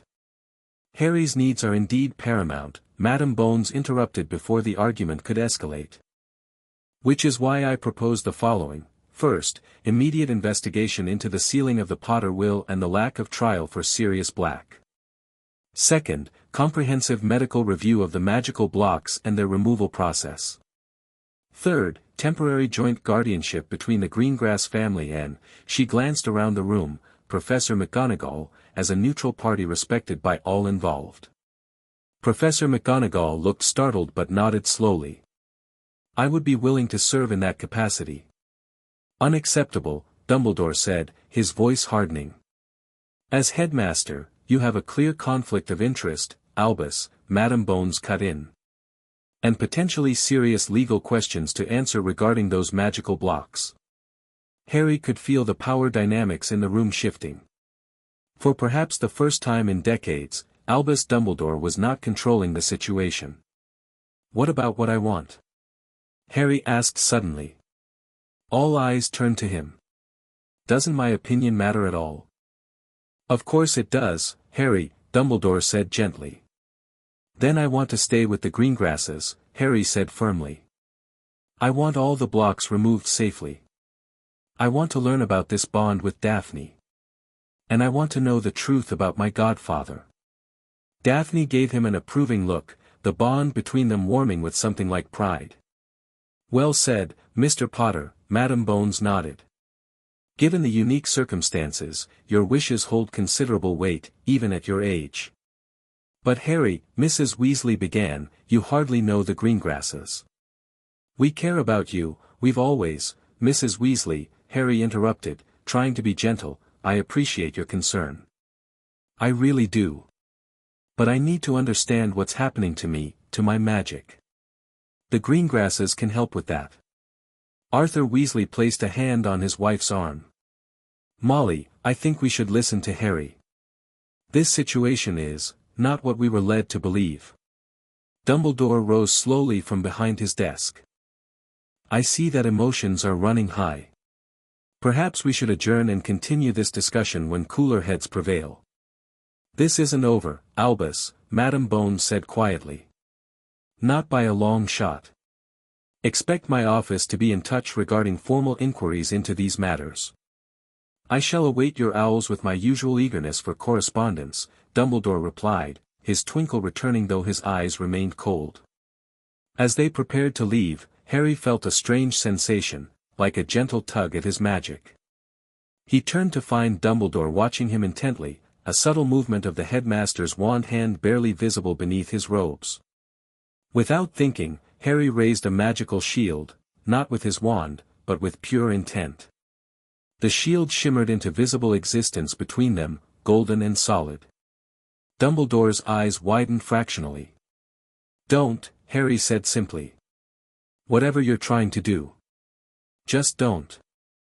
The office fell silent again, everyone staring at the shield Harry had conjured wandlessly and wordlessly, magic beyond the capability of most adult wizards. Harry, Dumbledore said carefully, I assure you, I meant no harm. Then you won't mind respecting my boundaries, Harry replied, surprised by his own boldness. The shield remained until he deliberately let it dissipate. As they left the office, Daphne fell into step beside him. That was impressive, she murmured. And perfectly timed. I could feel him trying to do something to my magic, Harry explained quietly. It was like a familiar pressure. Something he's done before. Likely how he maintained the blocks over time, Mrs. Greengrass said from behind them. Subtle adjustments whenever you were in his presence. The thought made Harry feel violated in a way he couldn't quite articulate. His magic had never truly been his own until now. "What happens next?" he asked as they descended the spiral staircase. "We continue removing the remaining blocks," Bloodforge said. "More carefully now that we know Dumbledore will be watching closely. And we prepare for the political and legal battles to come," Mr. Greengrass added. This confrontation was merely the opening salvo. Harry nodded, feeling both exhausted and strangely exhilarated. For the first time, he was fighting for himself, for his magic, his heritage, his future. And surprisingly, he wasn't fighting alone. The following week brought dramatic changes. With Madame Bones's intervention, the block removal process received official ministry oversight, removing it from Dumbledore's direct influence. Daily sessions continued under Bloodforge's direction, with additional healers from St. Mungo's observing and documenting. By the end of the week, 27 blocks had been removed, with the remaining 7 identified as too deeply integrated with Harry's core to remove all at once. These would require specialized rituals spread over the coming months. The effects on Harry's magic were profound. Spells that had once been challenging now came easily. His wandless abilities grew daily. Most surprising was the emergence of natural occlumency shields, a hereditary Potter trait, Bloodforge explained, that had been specifically targeted by the strongest blocks. "Mind magic runs in your family," the goblin had explained. "A natural defense against mental intrusion. Someone very much wanted to ensure you remained mentally accessible." The implications were disturbing, especially considering Snape's cryptic comment during one removal session, "The headmaster has always taken a particular interest in your thoughts, Potter." Now we know why. Harry's relationship with Daphne evolved as rapidly as his magic. The bond between them stabilized into a comfortable awareness, not intrusive, but reassuring. They could sense each other's general location and emotional state, and when in close proximity, could even share magical strength. Classes had been a challenge at first. With the bond requiring them to remain within 50 feet of each other, arrangements had to be made for Harry to attend certain Slytherin classes and Daphne to join some Gryffindor lessons. The resulting house integration caused initial tension but had gradually given way to curiosity on both sides. Not all Slytherins are like Malfoy, Daphne had pointed out during their first shared transfiguration class. "Some of us just have ambitions that don't involve tormenting other houses." Ron had struggled the most with the new arrangement. His ingrained prejudice against Slytherins battled with his loyalty to Harry, resulting in awkward interactions and occasional outbursts. Hermione, by contrast, had adapted quickly, finding intellectual common ground with Daphne and her studious friend Tracy Davis. As the second week of their strange new reality came to a close, Harry found himself sitting by the lake with Daphne, enjoying a rare moment of peace. The spring air was crisp but pleasant, and they had escaped the castle for a brief respite from the constant scrutiny. "The prophet ran another story about us today," Daphne mentioned, skimming a stone across the lake's surface. "Apparently we're either star-crossed lovers or I've ensnared you with dark magic, depending on which page you read." Harry snorted. "Which version do you prefer?" "Neither," she said with a wry smile. "Though the dark enchantress angle might be useful for keeping people at a distance." "You don't need dark magic for that," Harry teased. "Your glare works just fine." She bumped his shoulder with hers, a gesture of familiarity that would have been unthinkable 2 weeks ago. "Have you decided about Easter break?" she asked after a moment. Harry nodded. "I'll come to Greengrass Manor." "Not like I have many options with the bond's range restrictions." "You could sound more enthusiastic about spending holidays at one of Britain's most beautiful magical estates," she said dryly. "Sorry," Harry said quickly. "I didn't mean it that way. It's just, I've never had a proper magical holiday before. Not sure what to expect." Daphne's expression softened. "Well, expect good food, extensive gardens, a Quidditch pitch that will make you jealous, and my little sister Astoria asking you embarrassing questions about being the boy who lived." "Sounds perfect," Harry said, surprised to realize he meant it. They fell silent, watching the giant squid lazily wave a tentacle in the distance. "Do you ever wonder what would have happened if we hadn't touched in potions that day?" Harry asked suddenly. Daphne considered the question. "I'd still be the Ice Queen of Slytherin. You'd still be Dumbledore's golden boy with your magic bound and no idea of your true potential. When you put it that way, this accidental betrothal doesn't seem so bad." "It's still complicated," Daphne pointed out. "We're 11. Betrothal bonds are supposed to form between adults who've chosen the connection. Do you regret it?" Harry asked, suddenly unsure. Daphne was quiet for a long moment. "No," she finally said. "It's inconvenient and unexpected, but, no, I don't regret it. You needed help, and apparently my magic decided to volunteer." "My magic is grateful to yours," Harry said with a small smile. "And so am I." The golden thread of their bond, now visible to Harry whenever he activated his magical sensitivity, pulsed warmly between them. "We should head back," Daphne said, rising gracefully. "Bloodforge wants to try removing the elemental affinity block this afternoon." Harry stood, brushing grass from his robes. "What element do you think I have affinity for?" "Fire," she said immediately. "You're definitely a fire elemental." "Why do you say that?" She gestured vaguely at him. "Everything about you. Impulsive. Warm. Occasionally explosive." "Thanks, I think." "It's not a bad thing," she assured him. "Fire can be destructive, but it's also protective. It creates as well as consumes." As they walked back toward the castle, Harry marveled at how much had changed in just 2 weeks. His magic, his understanding of his past, his future prospects, all transformed by an accidental touch and an ancient bond.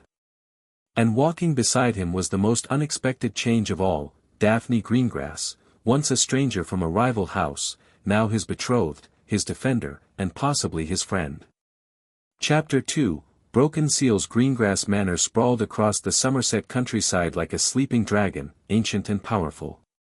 Harry stood transfixed as the carriage approached, taking in the honey-colored stone walls and multiple wings that spoke of centuries of magical prosperity. Manicured gardens surrounded the main house, and beyond them stretched rolling hills dotted with what appeared to be smaller magical structures, greenhouses, a stable, and what Daphne had promised was indeed a regulation Quidditch pitch. "Close your mouth, Potter. You'll catch flies," Daphne said, though her tone lacked any real bite. "It's just so." Harry gestured helplessly. "Ostentatious," she supplied.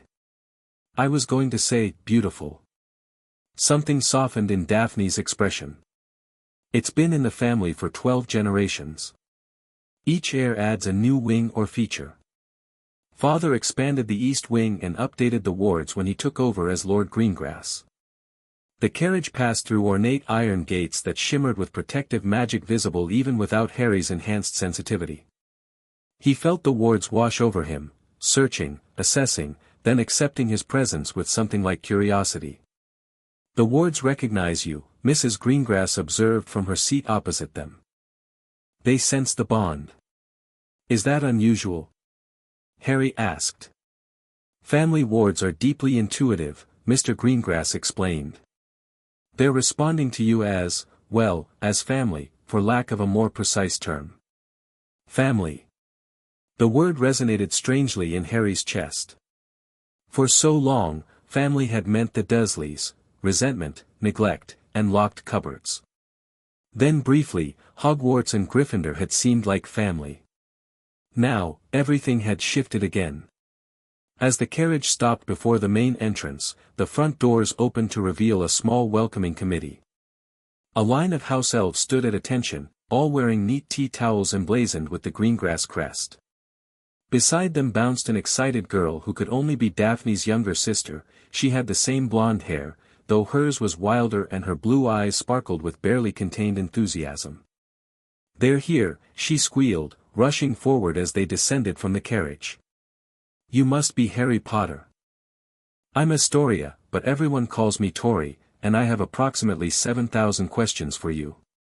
Astoria, Daphne sighed. We discussed this. Dignity. Restraint. Basic manners. Boring, Astoria dismissed. Is it true you fought a troll? And that you can do wandless magic now? And that you're going to marry my sister? Will that make you my brother? Can I be flower girl at the wedding? Astoria Karina Greengrass, Mrs. Greengrass said firmly. Allow our guest to at least enter the house before you interrogate him. Astoria stepped back, but her eager expression remained unchanged. Harry couldn't help but smile at her enthusiasm, so different from Daphne's careful reserve. It's nice to meet you, Tori, he said. And yes to the troll, sort of to the wandless magic, and the rest is complicated. Everything interesting usually is, she replied with the wisdom of a 9-year-old sage. The head house elf stepped forward and bowed deeply. Mimsy welcomes Master Harry Potter to Greengrass Manor. Your rooms has been prepared in the East Wing, adjacent to Miss Daphne's suite as requested by the bond magic. Thank you, Mimsy, Harry replied, earning surprised looks from the elf and approving nods from the Greengrass parents. Few wizards thank their elves, Mr. Greengrass commented as they entered the grand foyer. An interesting habit for one raised by muggles. Harry shrugged. Just seems polite. The interior of the manor was even more impressive than the exterior, vaulted ceilings, magical paintings, enchanted tapestries, and gleaming wood floors that somehow managed to feel both luxurious and welcoming. Moving staircases connected various levels, though unlike Hogwarts, these moved with elegant purpose rather than mischievous randomness. I'll show Harry to his rooms, Daphne volunteered. Then perhaps a tour before dinner. Excellent idea, her father agreed. I need to review some correspondence regarding our ongoing matters. We'll convene for dinner at 7. As the adults departed, Astoria bounced alongside them up the grand staircase. Is it true you made Dumbledore angry? Daphne's letters said you stood up to him and he couldn't do anything about it. Tori, Daphne warned. Some matters are private. It's okay, Harry assured her. And yes, there was a disagreement with the headmaster. About my magic. Astoria's eyes widened. Because he locked it up. Father says it's the worst breach of magical ethics in 50 years. Something like that, Harry agreed, uncomfortable with the subject despite his growing anger about the blocks. They reached a wide corridor lined with portrait-filled walls. The painted figures watched curiously as they passed, whispering amongst themselves. This is the family wing, Daphne explained. Only blood relatives and, well, those connected to the family can access it. Like through a magical bond? Harry asked. Precisely. She stopped before an ornate door. These will be your rooms while you're here. Harry had expected a guest bedroom. What greeted him instead was an entire suite, a sitting room with comfortable furniture and floor-to-ceiling bookshelves, a study area with a polished desk, and beyond, a bedroom larger than the Dursleys' entire master suite. This is all for me? He asked, stunned. It's one of the smaller guest suites, Daphne said, watching his reaction with a hint of concern. Is it not suitable? Harry laughed incredulously. Daphne, the cupboard I lived in for 10 years would fit inside that wardrobe. This is incredible. A shadow crossed her face at the mention of the cupboard, a detail she'd wrested from him during their second week of enforced proximity. Well, good, she said briskly. My room is through that connecting door, it's charmed to alert us if the bond requires closer proximity. And Astoria is down the hall, so expect random intrusions despite any locks or warnings. I am a force of nature, Astoria agreed cheerfully. Harry grinned. I'm starting to see that. After settling his modest belongings, the contrast between his worn trunk and the opulent surroundings couldn't have been starker. Daphne led him on a tour of the manor's main areas. The library nearly made him wish Hermione could see it, thousands of books on magical subjects, some so old they predated the founding of Hogwarts. The conservatory housed magical plants from across the world, tended by specialized house elves. The dueling room, with its reinforced walls and ancient practice dummies, particularly caught Harry's interest. "We'll be using this," Daphne informed him. "Father's arranged for tutors to help with your magical adjustment over the break. Given how quickly your abilities are developing, you need proper guidance." "Tutors?" Harry asked, surprised. "But it's meant to be a holiday." "Welcome to life in a traditional magical family," she said dryly. "Holidays are just opportunities for additional education." Astoria nodded sagely. "Mother makes me practice piano every day, even at Christmas. It's tragic." Despite his initial reservations, Harry found himself looking forward to the training. His newly unbound magic felt like an untamed creature inside him, powerful but unpredictable. Just yesterday, a simple Lumos charm had nearly blinded Professor Flitwick when Harry forgot to modulate his power. The tour ended at the Quidditch pitch, which proved to be everything Daphne had promised: professional-grade hoops, well-maintained grass, and a small outbuilding that housed an impressive collection of brooms. "You play?" Harry asked Daphne, noticing her familiarity with the equipment. "Chaser," she admitted. "Though not on the house team. Slytherin doesn't typically welcome female players." "That's ridiculous," Harry said. "If you're good, you should play." "Oh, she's brilliant," Astoria interjected. "She outflew cousin Adrian last summer, and he's on the Slytherin team." Daphne looked uncomfortable with the praise. "Pusey let me win." "He most certainly did not," came Mr. Greengrass's voice as he approached across the pitch. "Your flying talent comes from your grandmother's side. The Shafik family has produced 3 professional Quidditch players." Harry filed away this new piece of information about Daphne's heritage. Despite 2 weeks of constant proximity, he realized there was still so much he didn't know about her. "I thought I might find you all out here," Mr. Greengrass continued. "Harry, if you have a moment, there's someone in my study who would like to meet you." Harry glanced at Daphne, who seemed as puzzled as he was. "Of course, sir.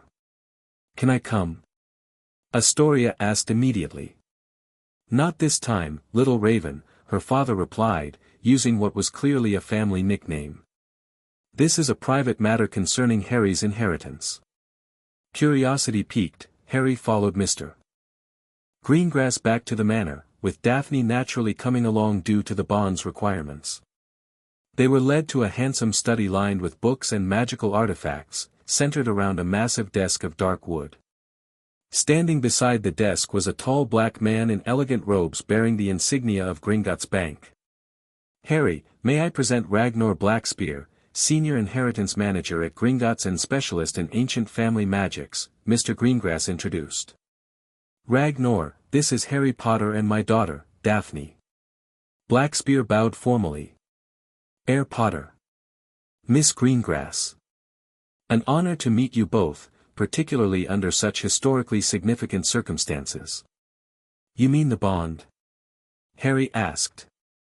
"The vinculum hereditas is certainly remarkable," Blackspear agreed, "but I was referring to your magical emergence. The dissolution of so many binding blocks on a wizard of your lineage represents a significant magical event."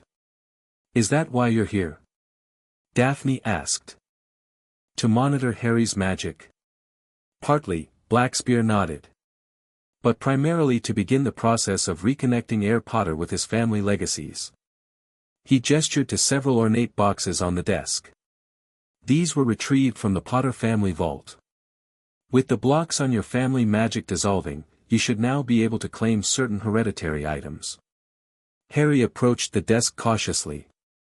The largest box was made of dark wood inlaid with gold and the pattern of a stag, the Potter family crest, he now knew. The other boxes varied in size and design, one bearing a crest he didn't recognize. "These were kept in my vault." "All this time?" he asked. "In the Potter family vault," Blackspear corrected. "Not your personal trust vault. The family vault can only be accessed by confirmed Potter heirs who have undergone certain magical recognitions, or by your magical guardian, which, as we've established, Dumbledore falsely claimed to be." The implications settled heavily on Harry. More things kept from him, more connections to his heritage deliberately severed. "What's in them?" he asked. "Family grimoires, heirlooms, magical artifacts," Blackspear explained. "Items that would have been given to you in stages as you grew up in a wizarding household. The most important is this." He indicated the box with the stag crest. "The Potter heir ring. Under normal circumstances, you would have received it on your 11th birthday, prior to starting Hogwarts." Harry reached for the box, then hesitated. "Will it accept me? With some of the blocks still in place?" "The remaining blocks are primarily skill-based, not heritage-based," Blackspear assured him. "The ring should recognize you." With a deep breath, Harry opened the box. Nestled on black velvet was a golden signet ring bearing the same stag crest, with tiny rubies for eyes. The moment he touched it, warmth surged up his arm and through his chest, not unlike the initial bond with Daphne, but gentler, welcoming. "Put it on the ring finger of your right hand," Mr. Greengrass instructed quietly. Harry slipped on the ring, which resized instantly to fit perfectly. A golden glow enveloped him briefly, then sank beneath his skin like absorbed sunlight. "I formally recognize Harry James Potter as the acknowledged heir of House Potter," Blackspear intoned. "May your family magic serve and guide you." Something fundamental shifted within Harry, a sense of connection that had been missing his entire life. Threads of magic, old and powerful, wove themselves through his core, strengthening and stabilizing the fluctuations he'd been experiencing since the first blocks dissolved. "I feel." He struggled to find words. "Whole," Daphne suggested softly. "You look more settled." Harry nodded. That was exactly it, like puzzle pieces falling into place. "The ring establishes your formal position as Potter heir," Blackspear explained.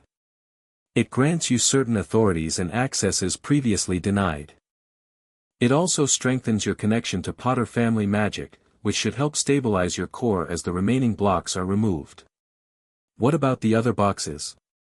Harry asked, eager to discover more of his heritage. "Family grimoires," Blackspear indicated 2 leather-bound tomes. "Magical knowledge passed down through generations of Potters. And this," he touched a slender wooden case, "contains your father's wand. Not for use, but as a connection to his magic." Harry's throat tightened. His father's wand. Something tangible that James Potter had held and used. Something real from the parent he couldn't remember. "And this final box," Blackspear continued, indicating the one with the unfamiliar crest, "is something of a mystery. It bears the Black family crest, but was placed in the Potter vault with instructions that it be given to you upon claiming your heir ring." "Black? As in Sirius Black?" Harry asked sharply. "The same," Mr. Greengrass confirmed. "Your godfather." Harry examined the box without opening it. The crest showed a shield with stars and a sword-wielding arm. "What could Sirius Black have left for me?" "That remains to be discovered," Blackspear said. "The box has blood-based locking charms that only you can open." Before Harry could decide whether to open it, a house elf appeared with a soft pop. "Master Cygnus, Mistress says dinner is ready to be served," the elf announced. "Thank you, Topsy. Please inform my wife will be there momentarily." Mr. Greengrass turned to Harry.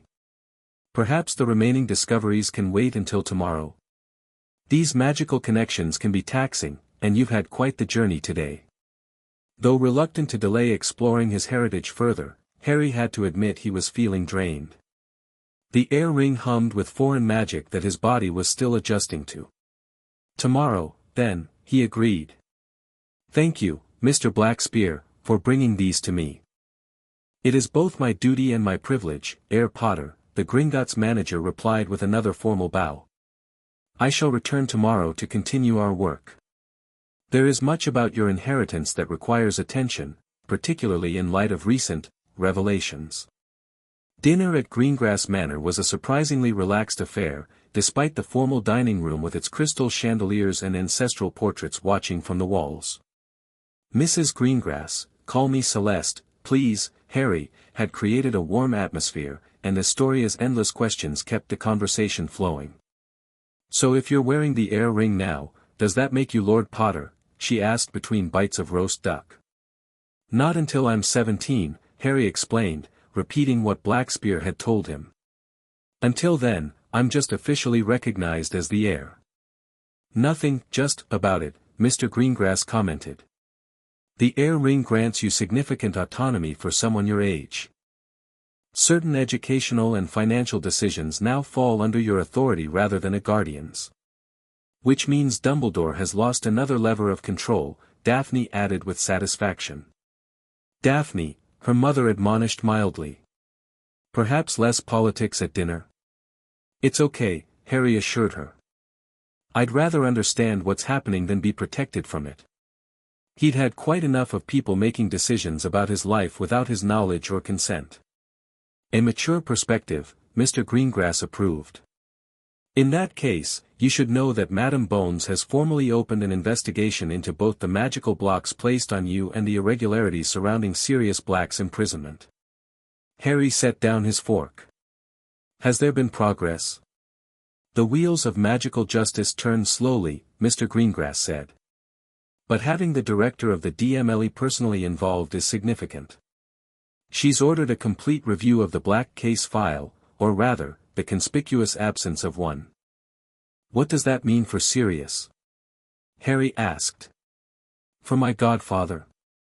The term still felt strange on his tongue, a family connection he hadn't known existed until 2 weeks ago. Best case scenario?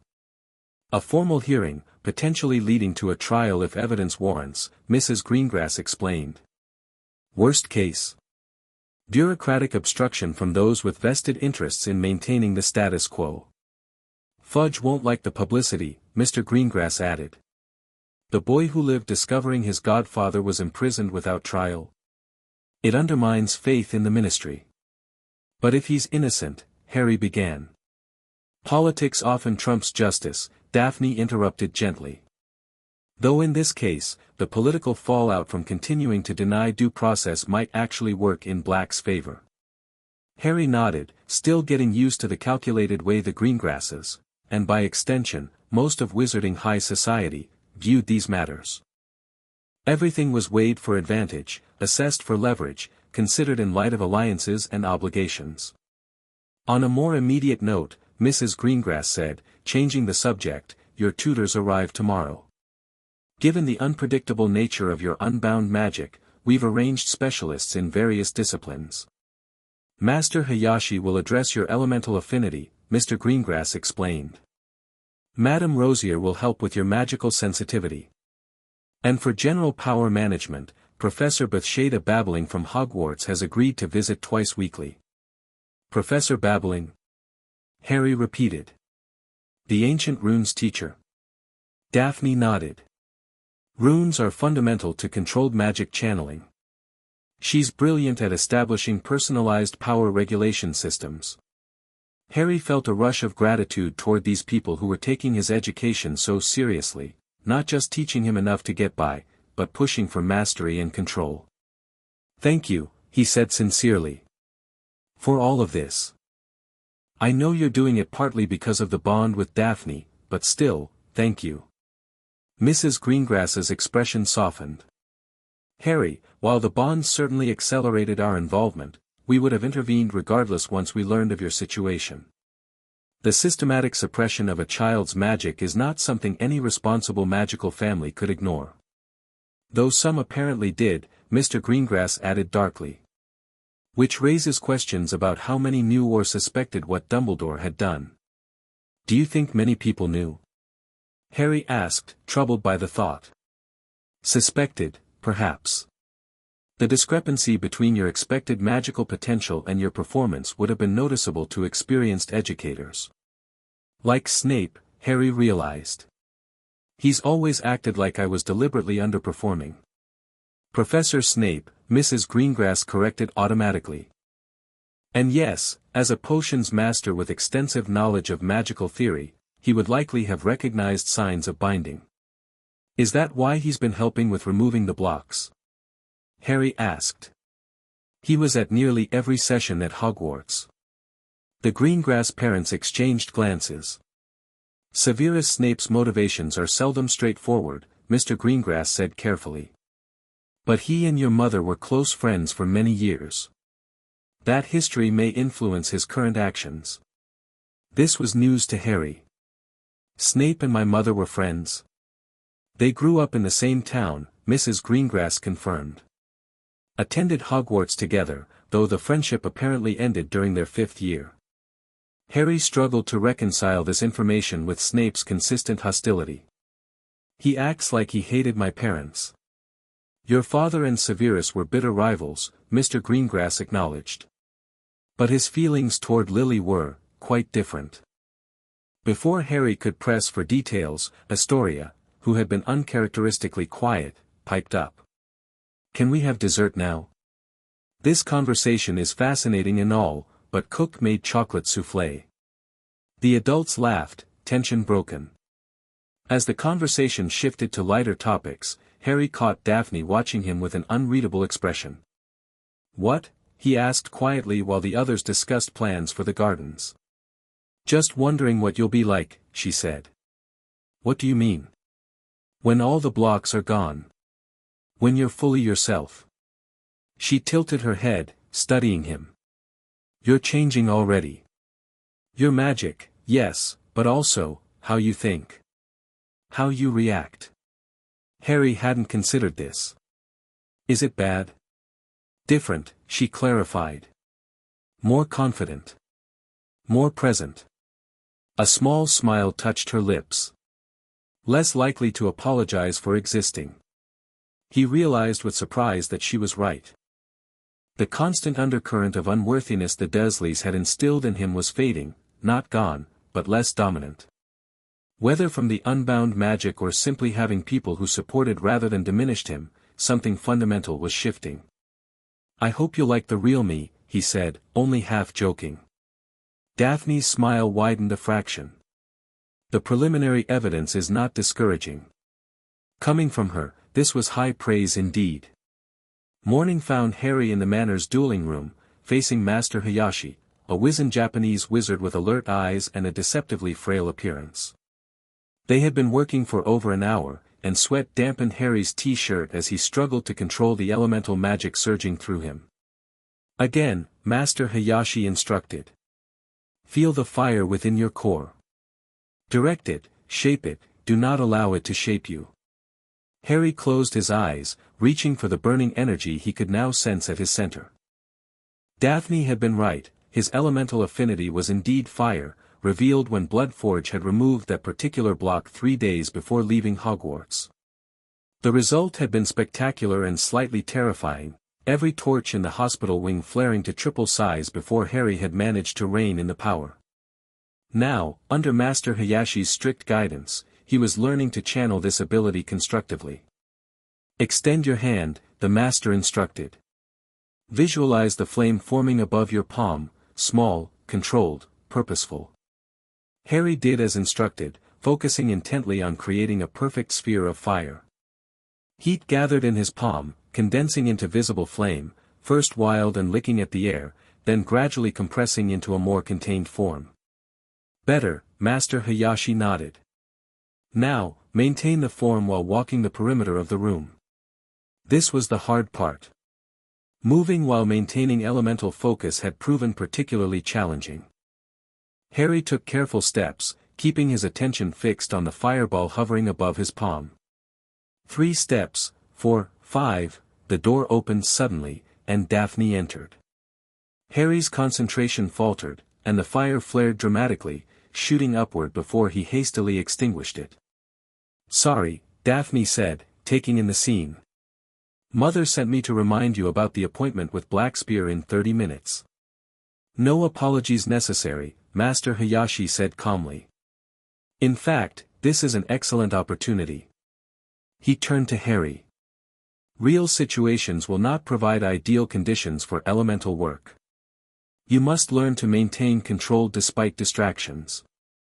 Harry nodded, wiping sweat from his brow. Yes, sir. We will continue tomorrow. For now, practice the breathing techniques I showed you, particularly before sleep. The dream state often triggers unintentional elemental manifestation. After Master Hayashi departed, Harry collapsed onto a cushioned bench along the wall. That was intense. Fire elementals always have the most dramatic training sessions, Daphne observed, sitting beside him. Astoria and I used to watch cousin Felix practicing. He set the curtains alight at least once a month. Great. Something to look forward to, Harry groaned. I'm going to burn down Gryffindor Tower. Not if you master the control exercises, Daphne said practically. Besides, the bond helps stabilize your magic. I can actually dampen flare-ups if necessary. Harry hadn't known this. You can affect my magic. Not directly, but the bond creates a balancing effect. My water affinity naturally counters your fire. You have water affinity? This was also news to Harry. Why didn't you mention it? She shrugged. It hadn't come up. Unlike fire, water elemental magic tends to be subtle, cooling, flowing, adapting rather than burning and consuming. Explains a lot about our personalities, Harry mused. Daphne raised an eyebrow. I'm not sure whether to be flattered or offended by the comparison. Definitely flattered, Harry grinned. You're cool under pressure while I'm, well, not. True enough, she allowed with a small smile. Now come on, you need to shower before meeting Blackspear. You smell like a Quidditch locker room. 20 minutes later, freshly showered and changed, Harry joined the Greengrass parents and Blackspear in the study. The Gringotts manager had several new documents spread across the desk. Ah, Herr Potter. Excellent timing. We were just reviewing the audit of your accounts. Harry sat in the offered chair, with Daphne taking the seat beside him. Audit? Is something wrong with my vault? Your vaults, plural, Blackspear corrected. And yes, several concerning discrepancies have emerged. As heir, you now have oversight of the Potter estate, which includes the family vault, 3 property vaults, and 2 investment vaults, in addition to your trust vault. Harry blinked. I have all that. The Potters are an ancient house with considerable assets, Mr. Greengrass explained. Your father was quite the savvy investor, and your grandfather Fleamont made a fortune with his potions patents. However, Blackspear continued, our audit reveals unauthorized withdrawals from your trust vault over the past decade. Small amounts, relatively speaking, but consistent, approximately 500 galleons monthly, transferred to an account under Albus Dumbledore's control. He was stealing from me? Harry asked, anger flaring. The transfers were technically legal under his claimed guardianship, Blackspear explained. Though with that claim now invalidated, the funds can be reclaimed with interest. What was he using the money for? Daphne asked. That remains unclear, Blackspear admitted. However, we've traced some payments from Dumbledore's account to a Muggle bank in Surrey. Specifically, to the account of a Vernon and Petunia Desley. Harry felt as though he'd been struck. He was paying them. To keep me? The implications were sickening. The Dursleys had always complained about the burden of feeding and clothing him, claiming his presence was a financial hardship. All while receiving what must have been substantial payments. Approximately £1,000 monthly, Blackspear confirmed. Yet from our observation, very little of that appears to have been spent on your maintenance. That's putting it mildly, Harry said bitterly, memories of Dudley's mountains of presents contrasting with his own worn hand-me-downs. Mrs. Greengrass reached over to touch his arm gently. This revelation gives us additional leverage, Harry. Financial mismanagement of a minor's estate carries serious penalties in wizarding law. I don't care about the money, Harry said truthfully.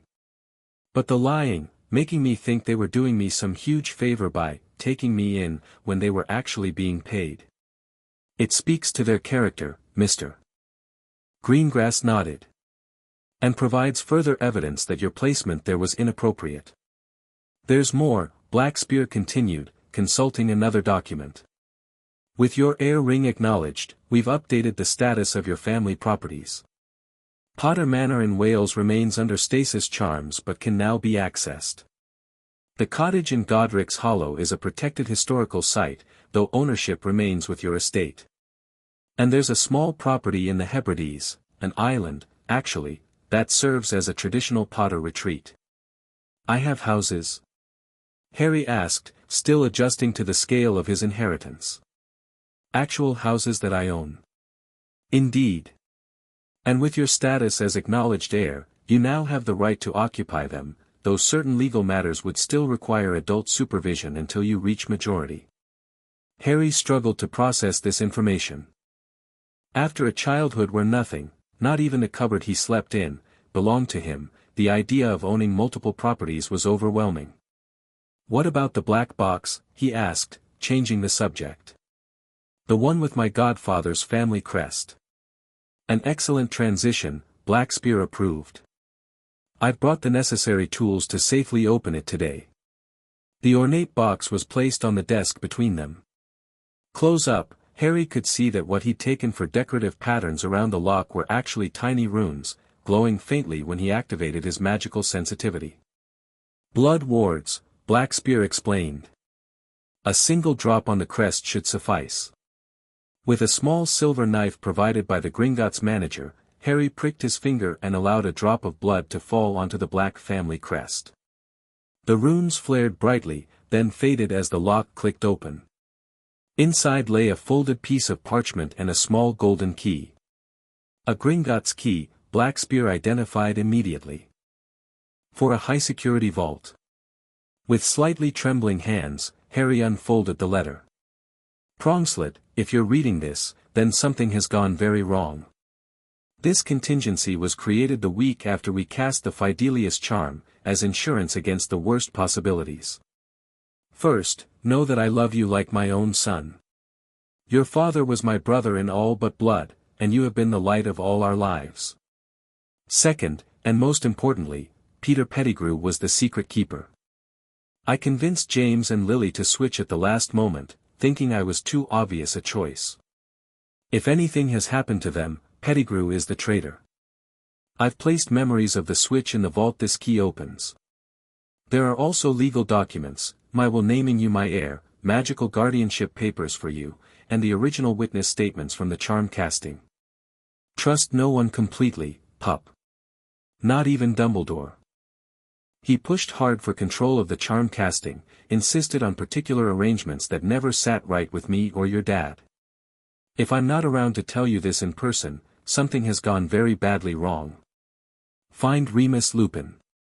He may not know the truth about the switch, we kept it from him because we feared a spy among us, but he will help you once he knows. You are loved, Harry. Never forget that. Your godfather, Sirius Black, Padfoot. Harry read the letter twice, then passed it wordlessly to Mr. Greengrass, whose expression grew increasingly grim as he scanned the contents. This changes everything, he said quietly, handing the letter to his wife. Direct evidence of Pettigrew's role as secret keeper, plus implications of Dumbledore's involvement in arrangements that led to the Potters' deaths. And confirmation that Black suspected a setup, Mrs. Greengrass added. The timing is critical. This was written after the Fidelius was cast but before the attack. The vault will contain memories, Blackspear noted. Pensive evidence is admissible in Wisengamot proceedings. Wisengamot? Harry asked. You think this could go that far? Harry, Mr. Greengrass said gently, this letter suggests that not only was an innocent man imprisoned without trial, but that the chief warlock himself may have had knowledge of, or even involvement in, the circumstances that led to your parents' deaths. The implications were staggering. Harry's mind raced to connect the pieces, Dumbledore present at the cottage immediately after the attack, the blocked memories, the suppressed magic, the financial exploitation, and now, possibly, some role in the events leading to his parents' murders. We need to access that vault, Harry said firmly. Indeed, Blackspear agreed. I can arrange a secure visit to Gringotts tomorrow. The contents should be catalogued by Gringotts officials given their potential evidentiary value. And Madame Bones should be informed immediately, Mr. Greengrass added. What about Remus Lupin? Harry asked. The letter mentions him. Who is he? Another of your father's close friends, Mrs. Greengrass explained. He's been absent from Wizarding Society for years, likely due to his lycanthropy. His what? Harry asked. Remus Lupin is a werewolf, Mr. Greengrass said matter-of-factly. Which explains both why he wasn't considered as your guardian and why he struggled to maintain a presence in Wizarding Britain, given our society's prejudices. But my father was friends with him. And trusted him. By all accounts, they were inseparable at Hogwarts, your father, Black, Lupin, and Pettigrew, Mrs. Greengrass confirmed. The first three were exceedingly protective of Lupin's condition. Another connection to his parents that had been kept from him. Harry's frustration mounted. Can we find him? He asked. I'll make inquiries, Mr. Greengrass promised. Discreetly. In the meantime, Blackspear interjected, we should discuss what this development means for your inheritance status. As the named heir of House Black in Sirius Black's will, you potentially stand to inherit a second ancient and noble house. Harry's head spun. But Sirius isn't dead. No, but his legal status as a convicted criminal, even without trial, would normally result in his disinheritance. However, if these revelations lead to his exoneration, he would regain his status as Lord Black. Either way, as his named heir, you have certain rights regarding the Black estate that should be formalized. It was all too much to process at once. Properties, inheritances, conspiracy theories, imprisoned godfathers, werewolf friends of his parents, each revelation seemed to spawn 3 new complications. Daphne, who had been quietly observing, finally spoke. I think Harry needs time to absorb this. She gave him an assessing look. Your magical aura is fluctuating. Too much emotional input at once isn't good for core stability. Harry shot her a grateful look.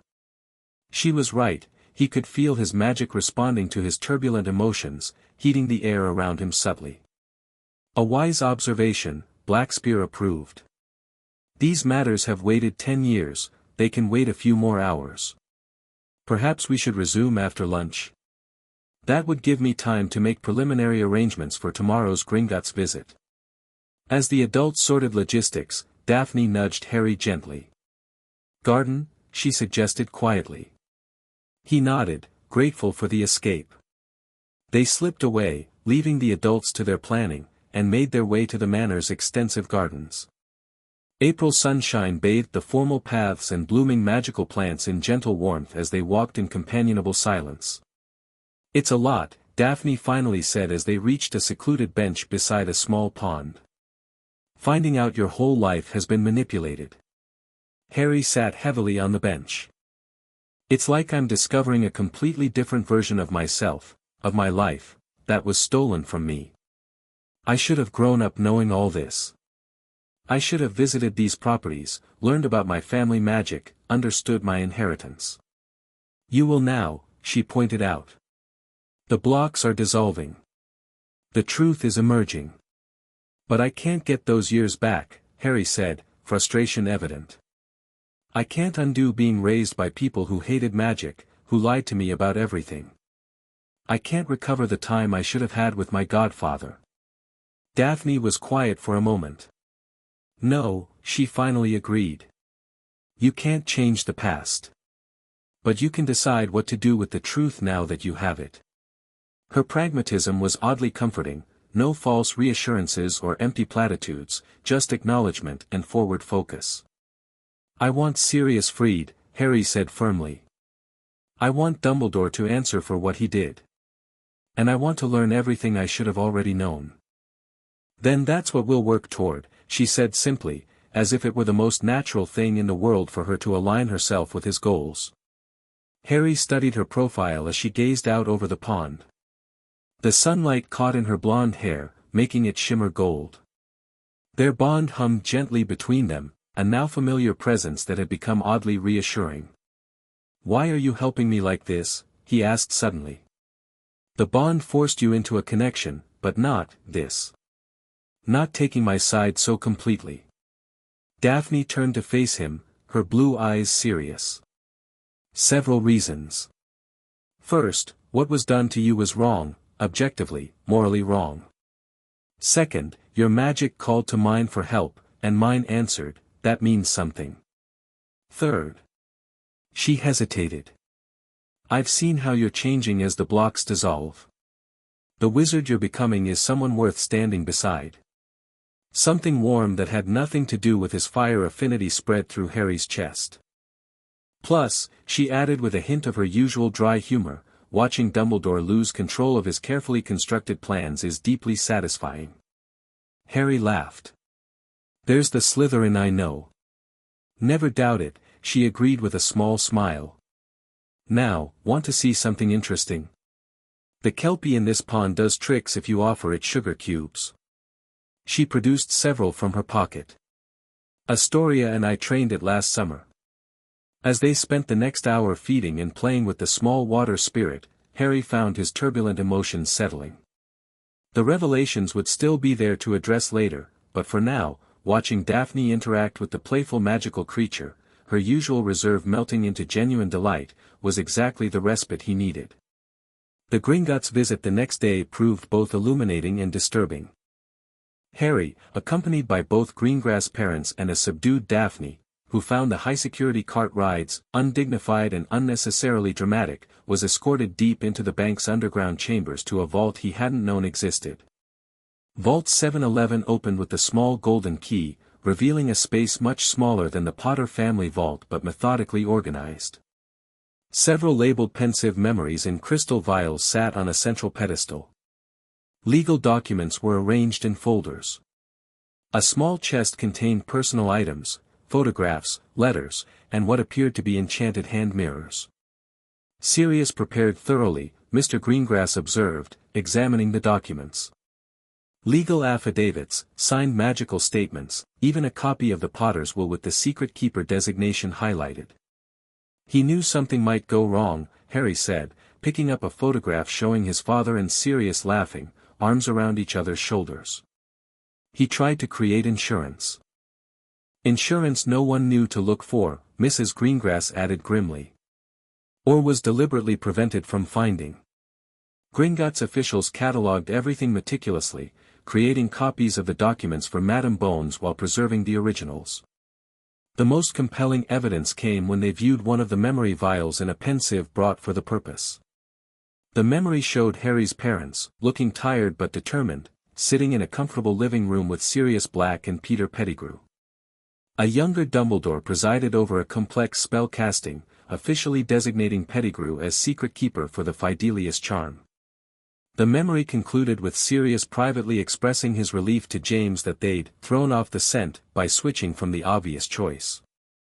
Ironclad evidence, Mr. Greengrass declared as they emerged from the memory. Dumbledore himself performed the charm with Pettigrew as keeper. Which means he knew Sirius couldn't have betrayed the secret, Mrs. Greengrass added. Yet he allowed him to be imprisoned without trial. But why?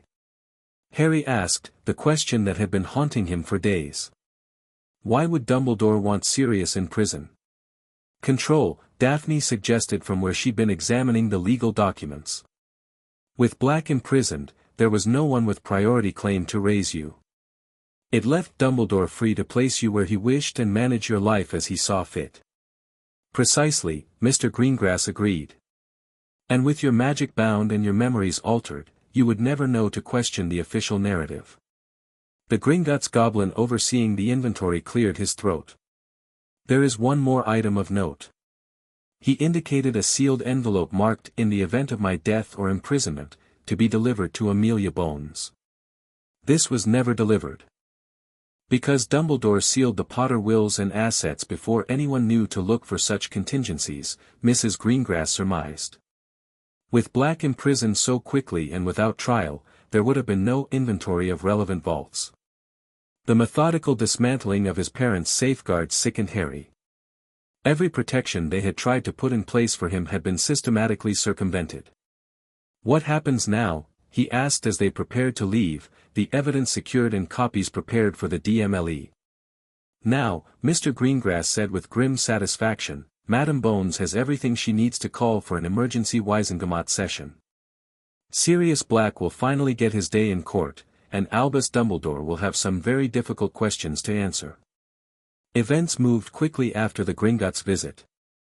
Madam Bones, upon receiving the evidence, immediately issued an order transferring Sirius Black from Azkaban to a secure medical facility pending review of his case. The Wisengamot was scheduled to convene an emergency session in 3 days. Meanwhile, Harry's training with his unbound magic continued. Each day brought new challenges and discoveries as he worked with different tutors to harness his growing abilities. "Your raw power is impressive," Professor Babbling commented during their second session. "But power without precision is just chaos." She had him practicing focused magic, channeling specific amounts of energy through runic frameworks to achieve controlled results. It was exacting, exhausting work that left Harry magically drained but with a better understanding of his own capabilities. "The blocks didn't just limit what magic you could do," she explained, watching him trace a complex stabilization rune. "They prevented you from developing natural control mechanisms.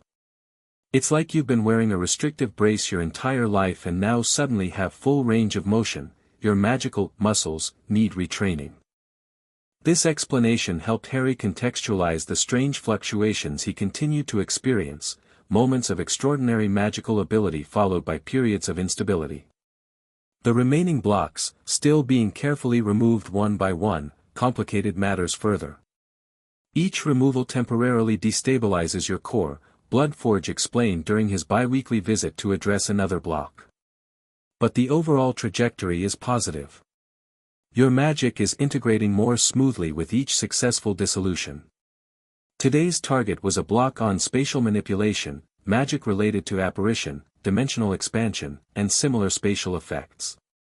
As Bloodforge worked through the complex unbinding, Harry felt the now familiar sensation of something cracking inside him, followed by a rush of new magical awareness. "Remarkable," Bloodforge commented as the block dissolved completely. This particular binding was interwoven with several others. Its removal should accelerate the degradation of the remaining blocks. Harry, eyes closed, was experiencing space in an entirely new way.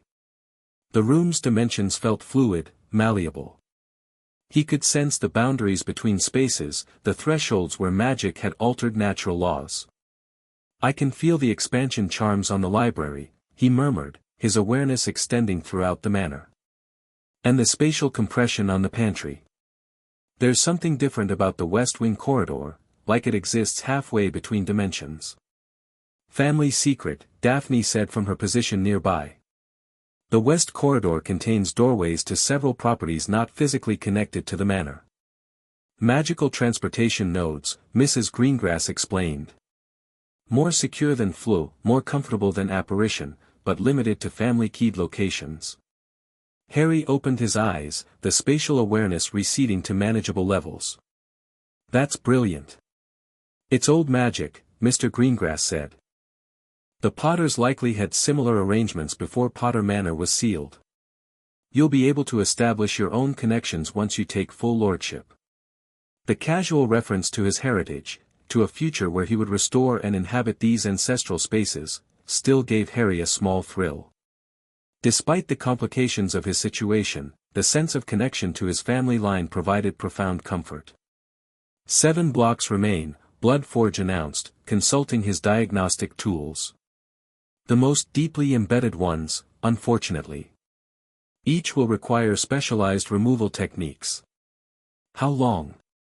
Harry asked. "At least 3 months for complete dissolution," the goblin estimated.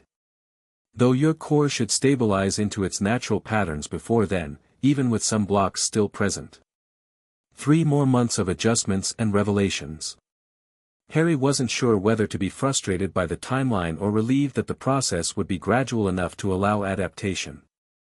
After Bloodforge departed, Harry joined the Greengrasses for a late lunch on the terrace overlooking the gardens. Astoria, who had been working with her tutors all morning, bounced excitedly in her chair. "Is it true you're going to the Wisengamot meeting?" she asked. "Daphne says you have to testify about Uncle Sirius." Harry looked questioningly at Daphne, who sighed. I said no such thing. I said Harry might be called as a witness in the Black case. And he's not our uncle, Tori. He's Harry's godfather, and Harry's practically family now, so that makes him like an uncle, Astoria reasoned with impeccable 9-year-old logic. To answer your question, Mr. Greengrass interjected, Harry will attend the session but may not need to testify. The pensive memories and documentation speak for themselves. Will Dumbledore be there? Harry asked. He hadn't seen the headmaster since leaving Hogwarts for the Easter break. As Chief Warlock, he would normally preside, Mrs. Greengrass explained. However, given his direct involvement in the case, he'll likely recuse himself, or be forced to if he doesn't volunteer. He won't give up control easily, Daphne predicted.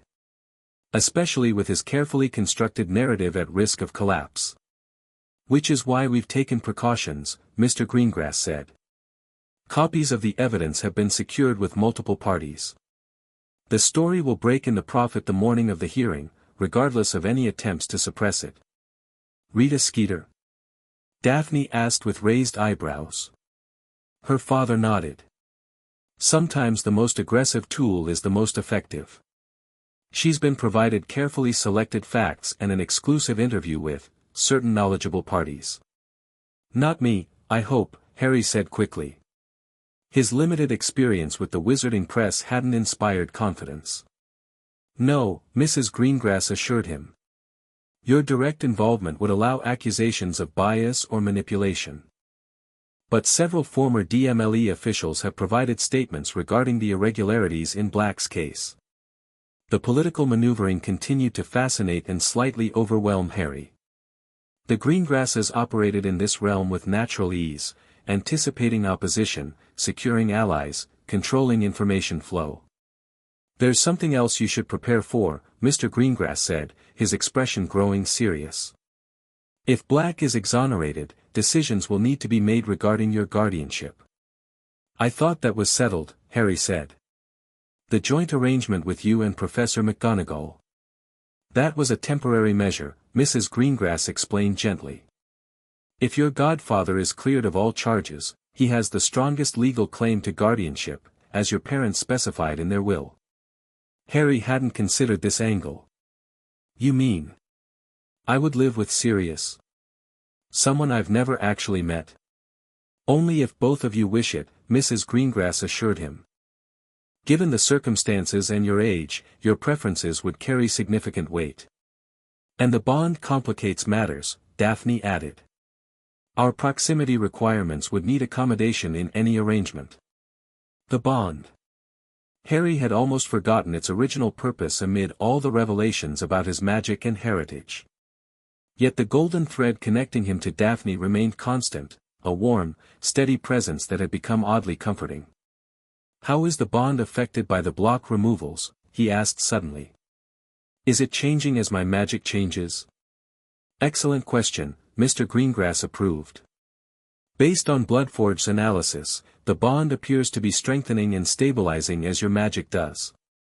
The distance you can maintain has increased from 50 feet to nearly 75. Which thankfully means I don't have to attend your elemental training sessions, Daphne added dryly. Watching you set things on fire repeatedly lacks novelty after the first hour. Harry grinned at her. Admit it, you were impressed with the fire serpent I created yesterday. Until it singed my favorite reading chair, she retorted, though without real annoyance. Their banter had evolved over the past weeks, less adversarial, more companionable. Harry found himself genuinely enjoying Daphne's company, her sharp wit and practical outlook balancing his own more impulsive tendencies. Back to the matter at hand, Mrs. Greengrass redirected gently. Harry, we want you to know that regardless of the legal outcome with Sirius Black, you will always have a place here. The bond ensures a connection to our family that extends beyond mere legalities. The simple statement touched Harry deeply. After a lifetime of being unwanted by the Dursleys, having people explicitly state he was welcome meant more than he could express. Thank you, he said simply. For everything. Daphne, perhaps sensing his emotion through the bond, smoothly changed the subject. "So, Quidditch this afternoon? Astoria's been dying to see if you're as good as the rumors say." "I'll get my broom," Astoria exclaimed, bolting from her chair. "We don't even know if Harry wants to play," Daphne called after her, but her sister was already disappearing into the house. "I'd love to play, actually," Harry said. After days of intense magical training and political strategy sessions, flying sounded like perfect relief. "As long as you don't go easy on me." Daphne's competitive smile emerged. "Not a chance, Potter."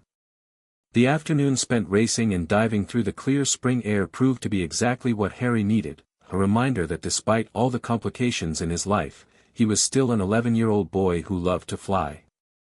The discovery that Daphne was indeed an excellent chaser, capable of outmaneuvering him on several spectacular plays, only added to the enjoyment. By the time they returned to the manor, windswept and laughing, the weight of impending Wisengamot hearings and guardianship decisions seemed temporarily lighter. Whatever came next, Harry realized, he wasn't facing it alone. The Wisengamot chambers hummed with tension. Harry, seated in the visitors' gallery between Daphne and Mrs. Greengrass, surveyed the scene with nervous anticipation. Mr. Greengrass sat below in the main chamber, his family seat granting him voting rights in the proceedings. The morning's prophet had exploded with the story, just as planned. "Boy Wholith's godfather denied trial," screamed the headline, followed by, "Dumbledore's role questioned and Potter will illegally sealed." Rita Skeeter had outdone herself with emotional prose about justice denied and orphans betrayed. The impact was evident in the packed chamber and the charged atmosphere. Members of the Wisengamot spoke in hushed, urgent tones while spectators craned for glimpses of the key players. Harry kept his head down, grateful for the light glamour Mrs. Greengrass had applied to make his features less immediately recognizable. As expected, Dumbledore had attempted to preside as Chief Warlock, only to face immediate challenges from several members. "With respect, Chief Warlock," Madame Bones had stated firmly, "as you performed the Fidelius charm in question and made statements regarding Black's guilt, you have a clear conflict of interest. Procedure requires your recusal." After a tense exchange, Dumbledore had conceded with poor grace, yielding the Chief Warlock's position to the senior member, Tiberius Ogden, for the duration of the case. Now, the chamber hushed as the doors opened to admit the central figure of the proceedings. Sirius Black, gaunt and haunted from a decade in Azkaban but clean and coherent after 3 days in medical care, entered flanked by Aurors. Harry leaned forward, studying the man his parents had chosen as his guardian. Despite his haggard appearance, Black carried himself with dignity, his grey eyes alert and focused as he took his place in the defendant's chair. When the ceremonial chains rose to bind him, acting Chief Warlock Ogden waved them away. "As this is not a criminal proceeding but a review of judicial error, the defendant will not be restrained." Whispers rippled through the chamber at this deviation from standard practice. Harry sensed it was an early indicator of which way the political winds were blowing. "Bring in the evidence," Ogden instructed. Madame Bones rose, her monocle glinting in the chamber's light. "Honored members of the Wisengamot, we are convened today to review a grave miscarriage of justice. Sirius Black, heir to the ancient and noble House of Black, was imprisoned without trial on November 1, 1981, for crimes including the betrayal of James and Lily Potter to Voldemort." Gasps and flinches interrupted her at the Dark Lord's name, but she continued undeterred. "And the murder of Peter Pettigrew along with 12 Muggles. New evidence has emerged demonstrating that Mr. Black was not, in fact, the Potter's secret keeper, could not have betrayed their location, and was the victim of an elaborate frame by Pettigrew himself." She proceeded to present the evidence methodically, the pensive memories showing Pettigrew being named secret keeper, affidavits from the original charm casting, and most damning, Sirius Black's own suppressed testimony under Veritaserum administered upon his arrival at Azkaban but never submitted to the court. "This testimony was taken, logged, and then buried," Madame Bones stated grimly. A clear indication of deliberate judicial suppression. Throughout the presentation, Harry watched Dumbledore, who sat among the regular Wisengamot members today. The headmaster's expression remained impassive, though his usual twinkle was notably absent. When the pensive memory of the secret keeper ceremony played for the chamber, projected for all to see, Harry felt a painful lump form in his throat at the sight of his parents, alive, determined, trusting in protections that would ultimately fail them. Beside him, Daphne subtly took his hand, providing silent support through the bond. He squeezed gratefully, drawing strength from the connection. After the evidence presentation concluded, Sirius Black was invited to speak. His voice, rough from disuse, strengthened as he addressed the chamber. "I made a fatal mistake 10 years ago," he began.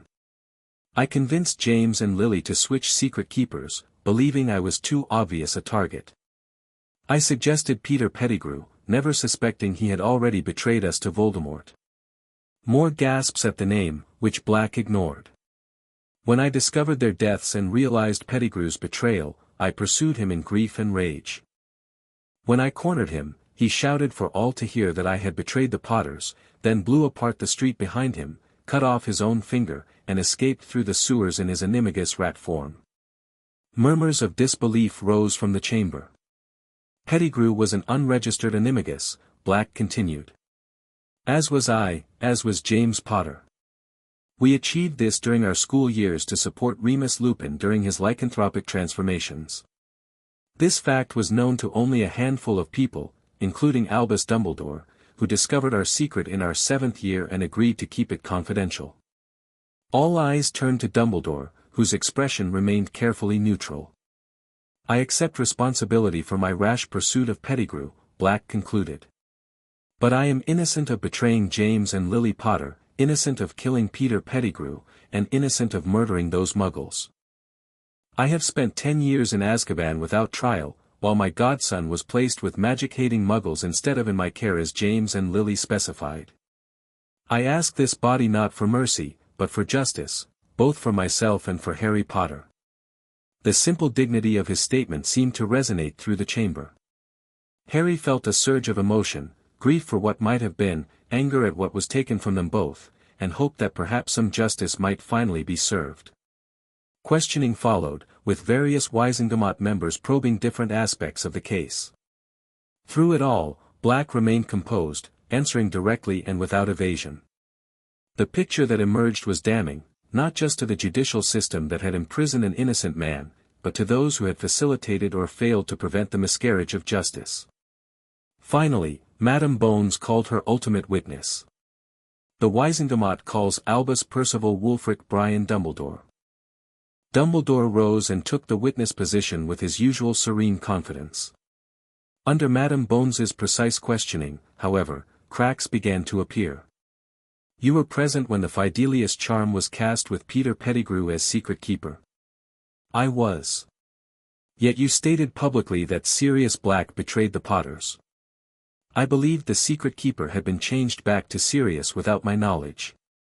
Despite having no evidence of such a change. The circumstances strongly suggested, you sealed the Potter will immediately after their deaths." "Why?" "To protect sensitive information during a chaotic time. Information that would have identified Pettigrew as secret keeper and Black as Harry Potter's rightful guardian. Among other sensitive matters, yes. You were chief warlock when Black was sent to Azkaban without trial. Did you object? The ministry was operating under emergency protocols. Bartemius Crouch, as chief warlock, you had the authority to demand judicial review. Did you exercise that authority? I had incomplete information at the time. You had personally witnessed Pettigrew being made secret keeper. Was that information incomplete? The questioning continued relentlessly, exposing contradictions and convenient omissions. While Dumbledore never explicitly admitted wrongdoing, his careful phrasings and selective explanations did little to dispel the growing sense of calculated manipulation. When attention turned to Harry's placement with the Dursleys despite the will's explicit prohibitions, Dumbledore retreated to his standard explanation. Blood protections were essential for Harry's safety. His aunt's home was the only place they could be established. Were these protections more important than his magical development? Madame Bones pressed.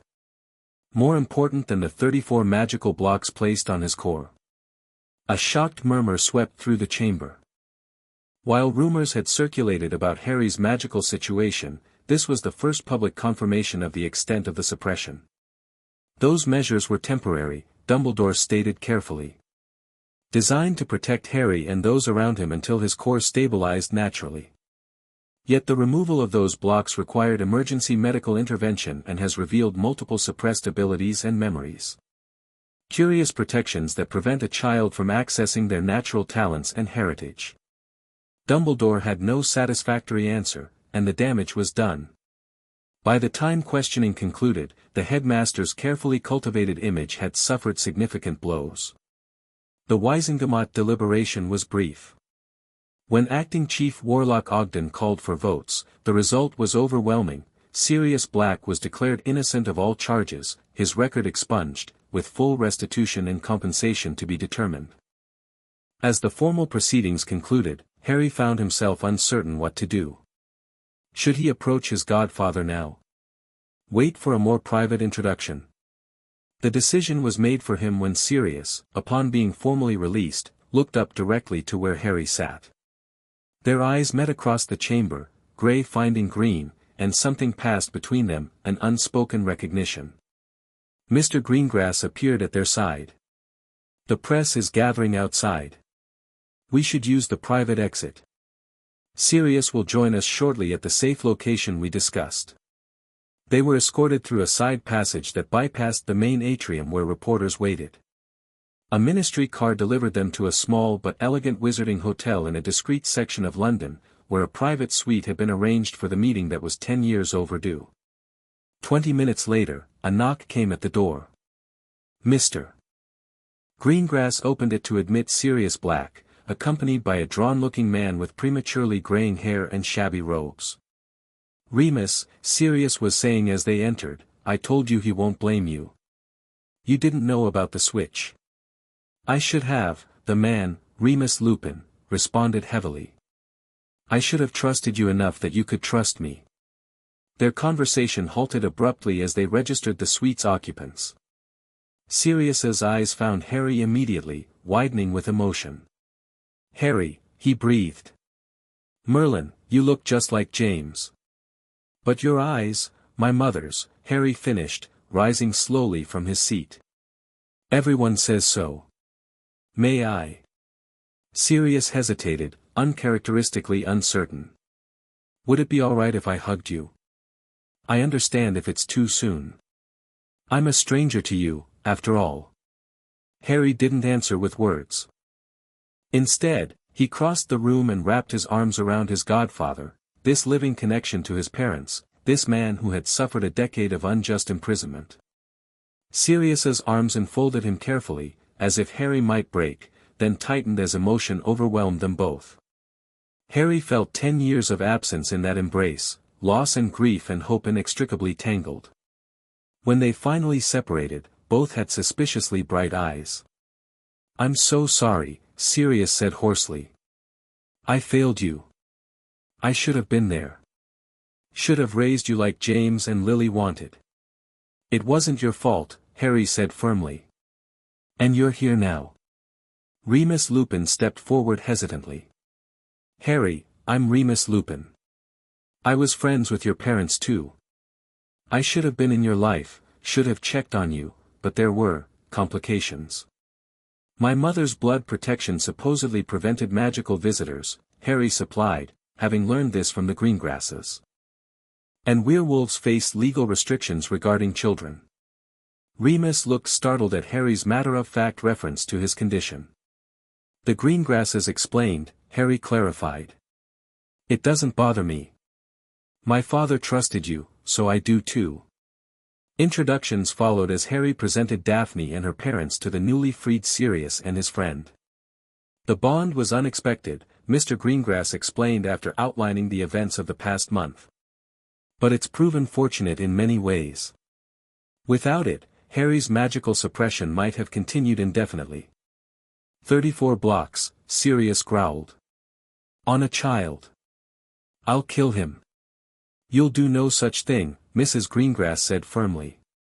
You've just been exonerated. Murdering the chief warlock, however deserving, would rather undermine today's victory.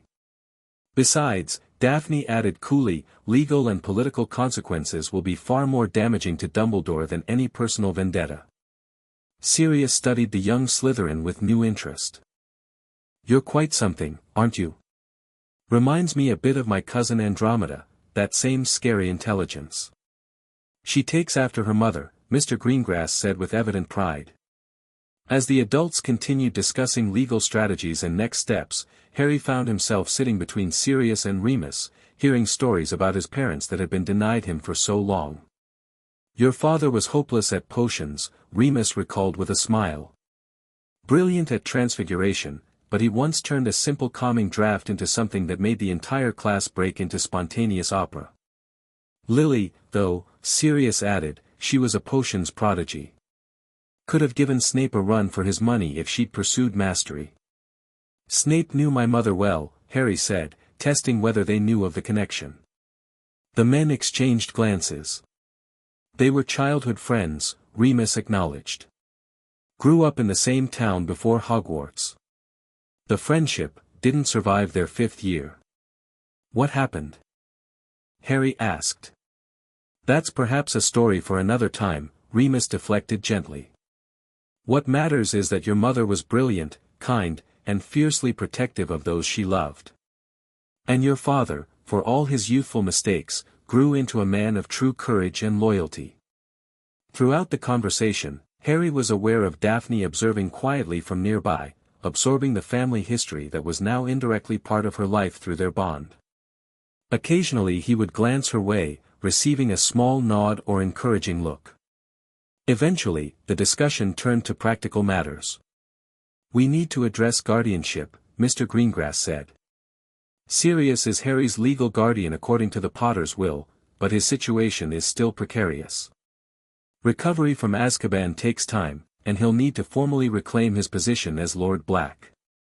Not to mention finding suitable accommodation, Mrs. Greengrass added. Black family properties have been sealed for years. Actually, Sirius interjected, I've been thinking about that. My family home, Grimmauld Place, is not a healthy environment for a child. Dark artifacts, unpleasant enchantments, and a house elf who went mad in isolation. He looked directly at Harry. But James and I purchased a property together in the last year of the war, a cottage in Cornwall with extensive grounds and strong protections. It was meant to be a shared vacation home for both families.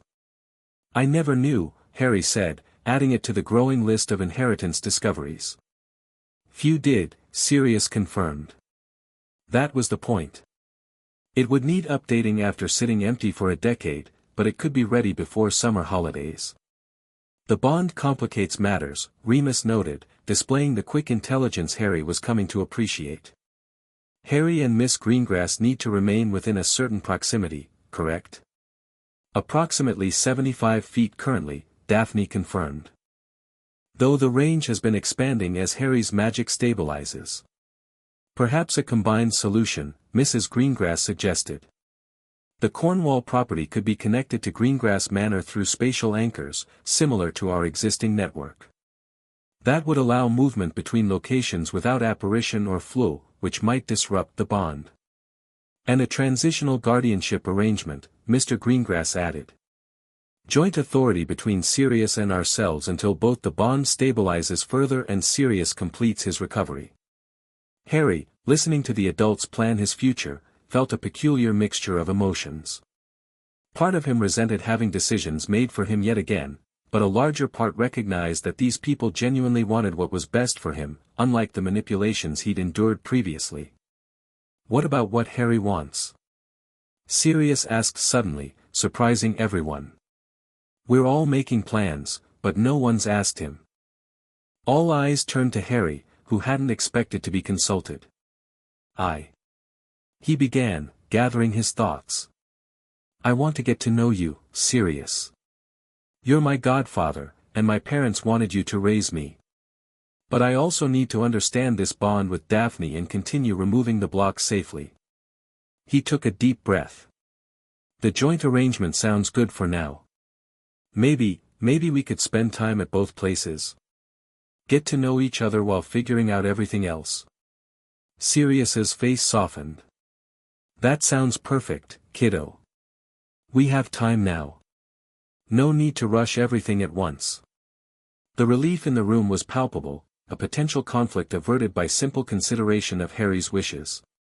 For Harry himself, being asked rather than told represented a profound shift from his previous experiences. As the afternoon progressed, plans took shape. Legal paperwork would be filed establishing the joint guardianship. The Cornwall property would be assessed and renovated. Magical tutors would continue working with Harry to stabilize his core and develop control over his emerging abilities. And Hogwarts? Harry asked eventually. We return in a week. Dumbledore will still be headmaster. A significant glance passed between the adults.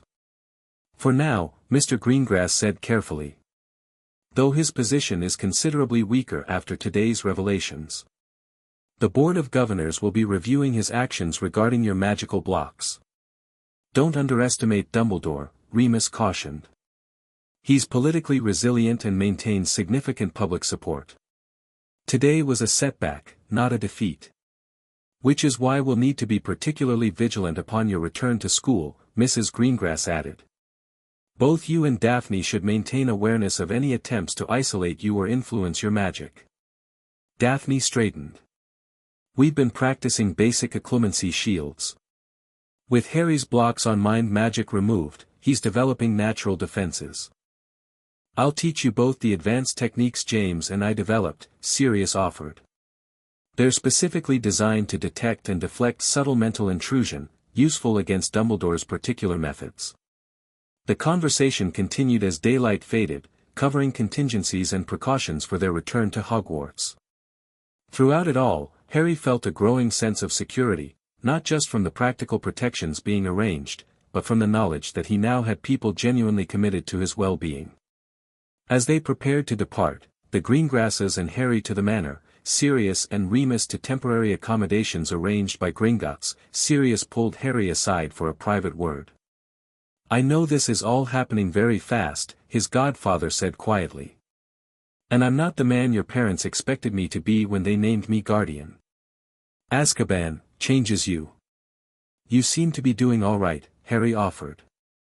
Sirius gave a hollow laugh. Good act.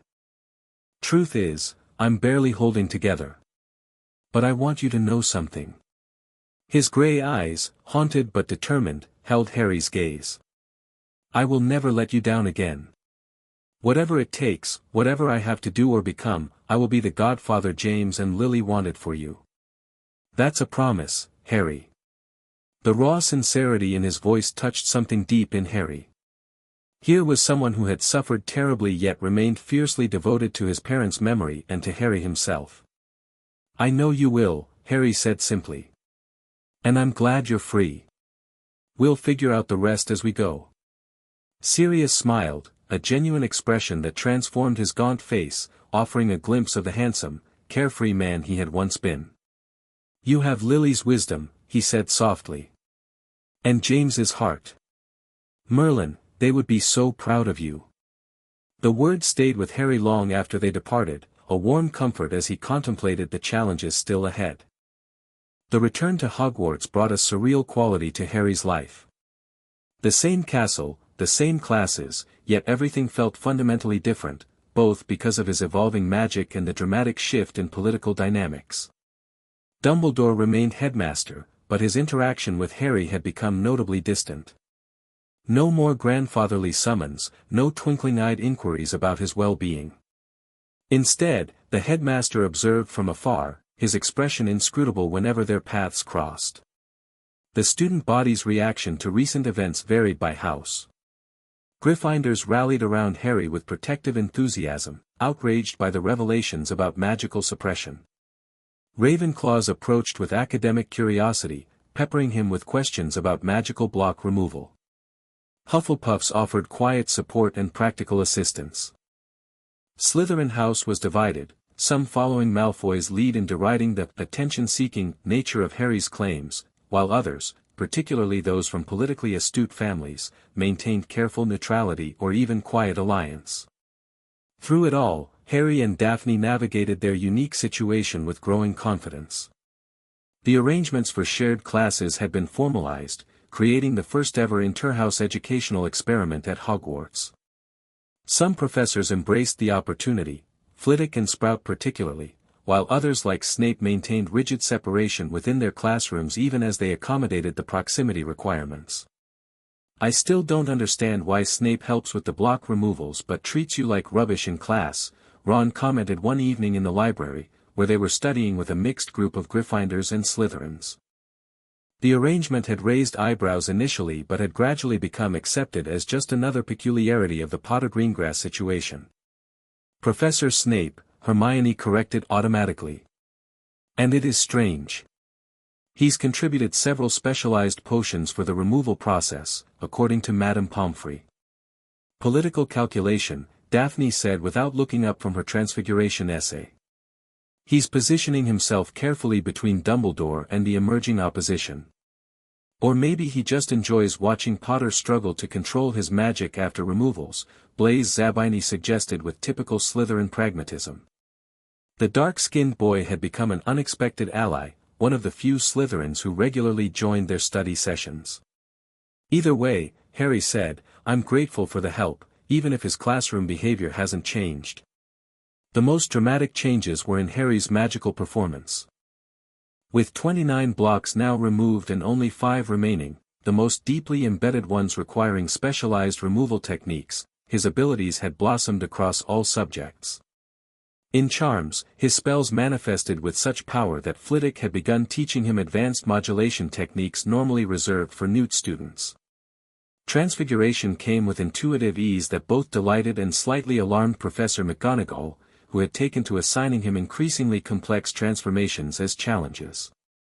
Even potions saw improvement, though Snape refused to acknowledge it directly.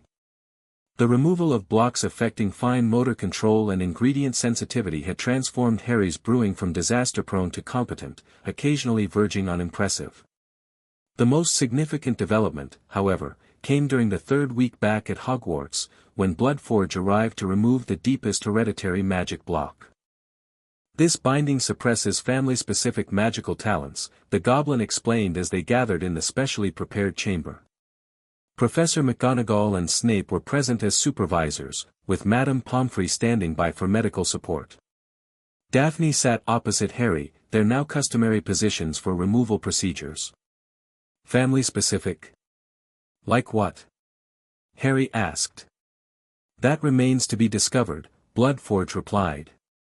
"Potter family magic is notoriously diverse.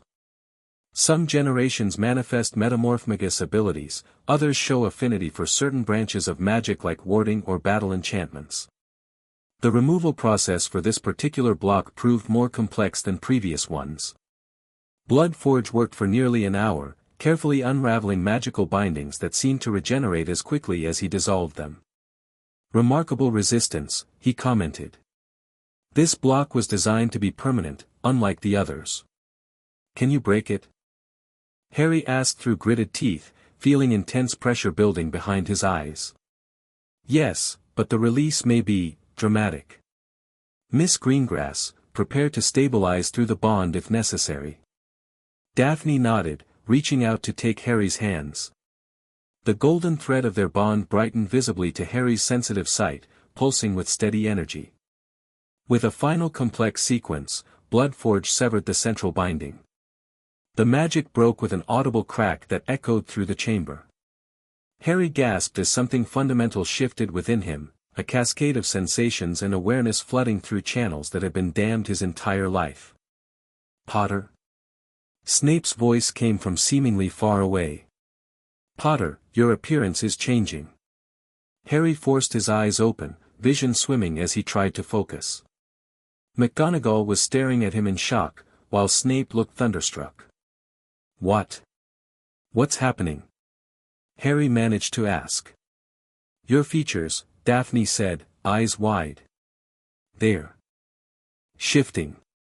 Madame Pomfrey conjured a mirror and held it before him. Harry stared in disbelief at his reflection.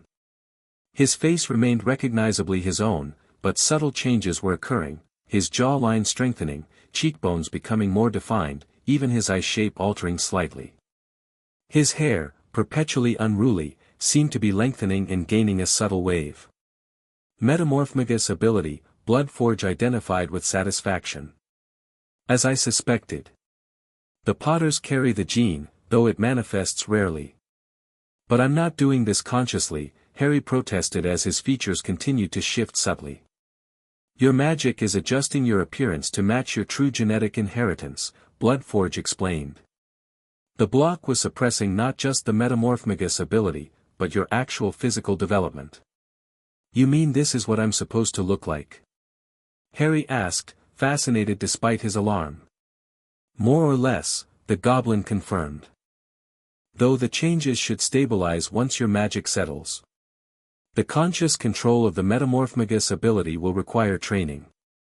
Professor McGonagall had recovered her composure. I can assist with that aspect, Potter. I've worked with metamorphmagi students before, though it's been some years. There's more, Snape said suddenly, staring at Harry with an unreadable expression. Look at his eyes. Harry returned his attention to the mirror. His eyes, while still vividly green, had developed a strange quality, an almost luminous intensity that hadn't been present before. Lily's gift, Snape murmured, so quietly Harry barely caught it. What gift? He asked. Snape seemed to remember himself, his expression closing off. Your mother had a rare magical sensitivity to certain types of enchantment. It was particularly evident in her eyes when she worked with complex charms. The sight runs in certain magical bloodlines, Bloodforge added. Often linked to families with Fey ancestry in their distant past. Fey ancestry? Harry repeated, adding yet another revelation to the growing list. Many old magical families have non-human ancestry, Daphne explained. Fey, Vila, even Goblin in some cases. It's not widely discussed in modern society, but it influences family magic significantly. The changes gradually stabilized over the next hour, leaving Harry with a face that was still recognizably his own but with subtle differences that combined to create a more refined appearance. His scar, surprisingly, had faded to a thin silver line barely visible against his skin. The healing abilities associated with metamorphmagus talent, Bloodforge explained when Harry commented on this. Your magic is finally able to properly address old injuries. The implications of this block's removal continued to unfold over the following days. Beyond the physical changes, Harry discovered he could indeed alter his appearance with concentration, nothing dramatic yet, but hair length and color responded to his will, and he could make minor adjustments to facial features. More significantly, his magical sensitivity expanded dramatically, particularly regarding enchantments. He could now see not just the presence of spells but their purpose and construction, layers of magic revealed like architectural blueprints. It's extraordinary, Flitwick exclaimed when Harry demonstrated by describing the complex charm work on the professor's personal dueling shield. You're perceiving the actual spell matrices, not just their effects. This ability proved particularly useful one evening when Harry and Daphne were returning from the library. As they passed a seemingly empty corridor, Harry stopped abruptly, staring at a shimmer in the air that wasn't visible to normal sight. What is it? Daphne asked, alert to his sudden tension. Concealment charm, Harry murmured. Recently cast. And something else underneath, a compulsion of some kind. Drawing his wand, he carefully probed the magical structure, using the techniques Professor Babbling had taught him for analyzing unknown enchantments. It's designed to make us turn down that side passage, he realized. And there's a locking charm set to trigger behind us. A trap, Daphne concluded, her own wand now drawn. Can you tell who cast it? Harry focused on the magical signature, a skill he was still developing. Not specifically, but, it feels familiar. Someone at Hogwarts. They backed away carefully, taking an alternate route to their respective dormitories. The incident was reported to Professor McGonagall, who investigated but found the charms already dissolved, clearly the work of someone alerted to their discovery. Someone's testing your new abilities, Sirius suggested during their next mirror call. The communication mirrors had been among the items recovered from the Black Vault, with Sirius insisting Harry take one back to Hogwarts for secure conversations. Or trying to isolate you, Remus added from beside Sirius in their newly renovated Cornwall cottage. Be extra vigilant about where you go and who you trust. The warning proved prescient. Over the next 2 weeks, Harry detected 3 more subtle magical traps, one embedded in a book left conspicuously in the Gryffindor common room, another disguised as a helpful shortcut suggestion from a portrait, and a third woven into a seemingly innocuous note inviting him to tea with Hagrid. "They're getting more sophisticated," he told Daphne as they discussed the incidents during a rare moment of privacy by the lake. "That last one almost got me, it mimicked Hagrid's handwriting perfectly. But not his magical signature," Daphne pointed out. "That's what tipped you off." Harry nodded. "Every witch or wizard leaves a distinct magical trace on their spellwork. It's like handwriting, but for magic. And you're developing quite the catalogue of signatures," she observed. "Have you identified the caster?" "Not definitively," Harry admitted. "But the underlying structure feels like Dumbledore's magic. Not cast by him directly, I don't think, but using his techniques." Daphne considered this. "A proxy, then. Someone working under his direction." "Possibly. Or someone who learned from him." Harry frowned. "Either way, they're trying to get me alone or manipulate me somehow." "Well, they'll have to go through me," Daphne said matter-of-factly. "And I'm not easily manipulated." Harry smiled at her fierce declaration. Over the past months, their relationship had evolved in ways neither could have anticipated. The initial resentment had given way to grudging cooperation, then to genuine alliance, and now to something that felt remarkably like friendship. The bond between them had stabilized as Harry's magic did, the proximity requirement extending to nearly 100 feet, enough that they could attend separate classes when necessary, though they still shared many for convenience. More significantly, they had developed an intuitive understanding of each other's magical states and emotional conditions. Harry could sense when Daphne was upset or stressed even when her outward demeanor remained perfectly composed.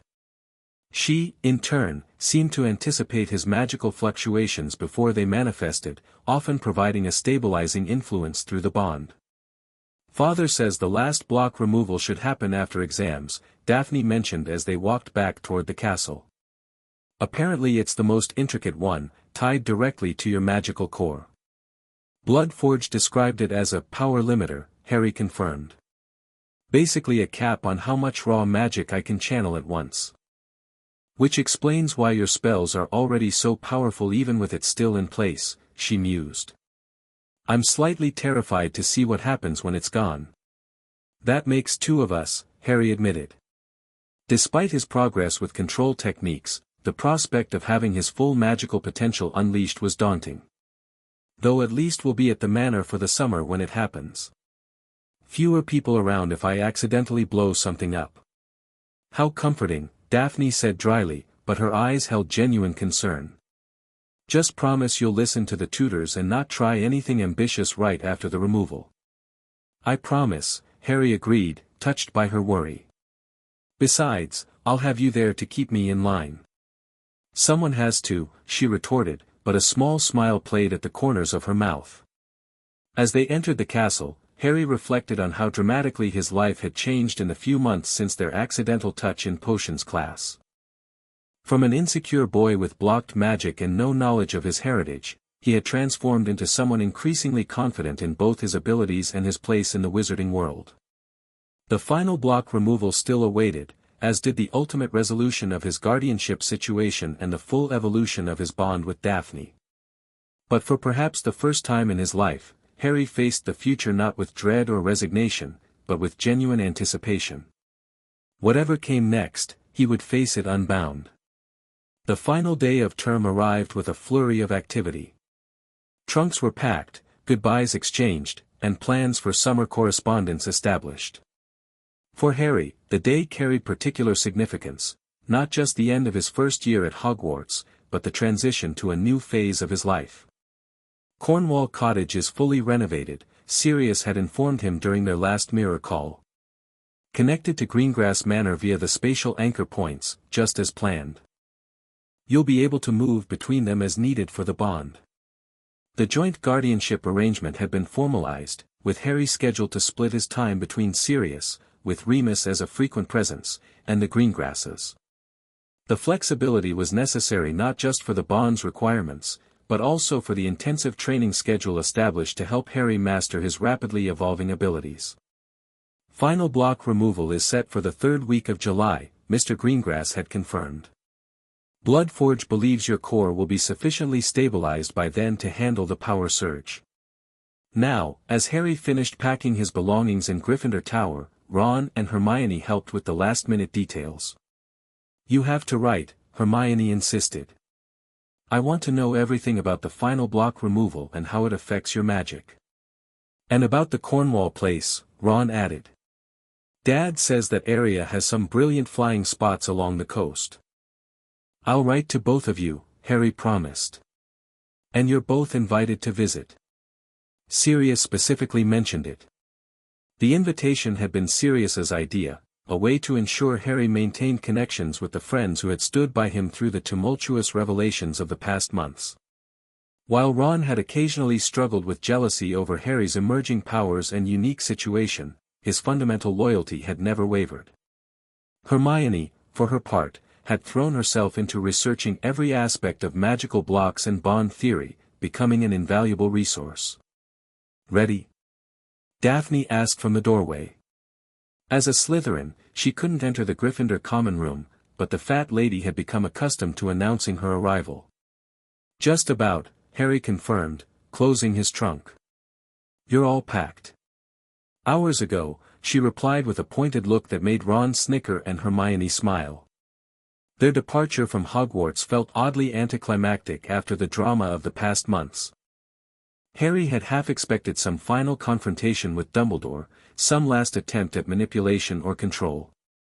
Instead, the headmaster had remained conspicuously distant during the leaving feast, offering only general end-of-year remarks without specific acknowledgement of the extraordinary events that had unfolded. He's regrouping, Daphne had observed quietly. Planning his next move while maintaining public appearances. Let him plan, Harry had replied with newfound confidence. We'll be ready. The train journey passed pleasantly, their compartment filled with a mix of Gryffindors and Slytherins that would have been unthinkable at the beginning of the year. Blaise Zabini and Tracy Davis had joined Harry, Daphne, Ron, and Hermione, creating an unusual but surprisingly compatible group. Father says the Wisingamot is still in uproar, Tracy commented as they discussed recent political developments. The Black case opened investigations into other potential miscarriages of justice. About time, Blaise said coolly. My mother has been saying for years that the post-war tribunals were politically motivated rather than justice-oriented. The Daily Prophet's coverage has been surprisingly balanced, Hermione added. I expected more pro-Dumbledore bias. The Prophet follows power and public opinion, Daphne explained. Right now, Dumbledore's star is waning while Harry's is ascendant. Their reporting reflects that reality. Still feels weird to be discussed in the newspapers, Harry admitted. The past weeks had seen multiple articles analyzing everything from his magical development to the political implications of his connection to House Greengrass. Better get used to it, mate, Ron advised. Famous Harry Potter and all that. At least now it's about things I've actually done, Harry pointed out, not something that happened when I was a baby that I don't even remember. As they approached London, conversation turned to summer plans. Hermione was traveling to France with her parents. Ron's family was visiting his brother Charlie in Romania. Blaise was joining his mother at their villa in Italy. Tracy would be attending various society functions with her parents. Sounds like everyone has interesting summers ahead, Harry observed. None quite as momentous as yours, though, Hermione pointed out. The final block removal is a significant magical event. Not to mention navigating a household with both a barely reformed marauder and a werewolf, Daphne added with a hint of amusement. Plus continuing to develop whatever this is, Ron gestured between Harry and Daphne, earning himself a sharp look from the Slytherin girl. "The bond is a magical connection, not a romantic entanglement, Weasley," she said coolly. "For now," Tracy muttered, just loudly enough to be heard. Harry felt his face heat up, while Daphne's expression became deliberately neutral, a sure sign she was hiding her own reaction. The truth was, neither of them quite knew how to define their relationship anymore. The initial resentment had long since faded, replaced by mutual respect and genuine companionship. The bond connected them in ways that transcended conventional friendship, creating an intimacy that was both magical and personal. At 11, nearly 12, years old, romance wasn't a primary concern for either of them. Yet occasionally, in quiet moments when the bond hummed contentedly between them, Harry caught himself wondering what their connection might evolve into as they grew older. King's Cross Station appeared outside the windows, ending that particular line of thought. As the train slowed, the students gathered their belongings and prepared to disembark. "See you in July," Hermione said, hugging Harry tightly. "For the block removal. Try not to get too powerful without us," Ron added, clapping him on the shoulder. Final goodbyes exchanged, Harry and Daphne made their way onto the platform, where both the Greengrasses and Sirius waited. The transformation in his godfather over the past months was remarkable. Proper nutrition and healing had restored much of his former vigor, though his eyes still carried shadows of his Azkaban experience. "There they are!" Astoria exclaimed, bouncing excitedly beside her mother. "Harry! Daphne! Over here!" As they joined their waiting families, Harry felt a profound sense of rightness. This unusual arrangement, this blend of old connections restored and new ones forged, had become his new normal, his true home. "Ready for summer, pup?" Sirius asked, slinging an arm around Harry's shoulders. "More than ready," Harry confirmed. "There's still so much to learn, so much to discover." "And one more seal to break," Mr. Greengrass reminded him. "The final barrier between you and your full magical potential." Harry nodded, feeling both excitement and apprehension at the prospect. The journey that had begun with an accidental touch in potions class was approaching its culmination. Whatever challenges the summer brought, whatever revelations emerged from the final block removal, Harry would face them as his true self, unbound, unbowed, and surrounded by people who genuinely cared for his well-being. As they prepared to depart the station, the Greengrasses to their manor, Sirius and Harry to the Cornwall cottage for the first week of their new arrangement, Daphne caught his eye. "Ready for whatever comes next?" she asked quietly. The golden thread of their bond pulsed warmly between them, visible only to Harry's enhanced sight but felt by them both. "Together?" he asked. She nodded, a rare full smile transforming her usually composed features. "Together." It wasn't a conventional happy ending, more of a promising beginning. There would be challenges ahead, political battles, magical adjustments, the continuing evolution of the bond, and whatever schemes Dumbledore might still harbor. But as Harry left platform 9 3/4 with his peculiar new family, one thing was certain: the frightened boy who had lived in a cupboard, unaware of his heritage and potential, was gone forever. In his place stood a young wizard coming into his power, surrounded by allies, connected to his legacy, and ready to forge his own path in the magical world. The seals were breaking. The truth was emerging. And Harry Potter was finally becoming who he was always meant to be.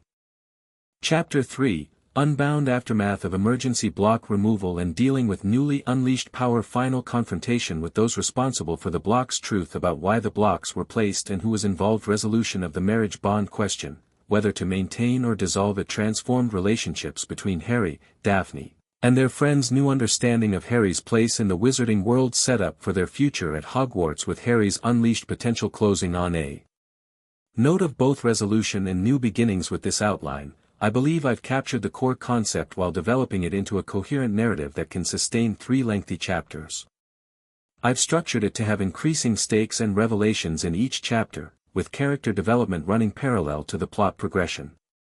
I've also tried to honor both Harry Potter canon while creating space for this divergent storyline. The outline avoids simple, good versus evil dynamics by creating complex motivations for why the blocks might have been placed, perhaps some for protection, others for control. It also gives Daphne Greengrass, a very minor character in canon, a significant role and personality that fits with what little we know of her.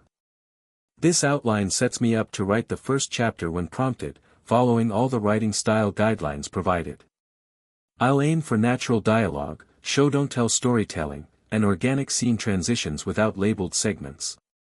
The end. Thank you for watching this video. Please be sure to subscribe to our channel and like this video.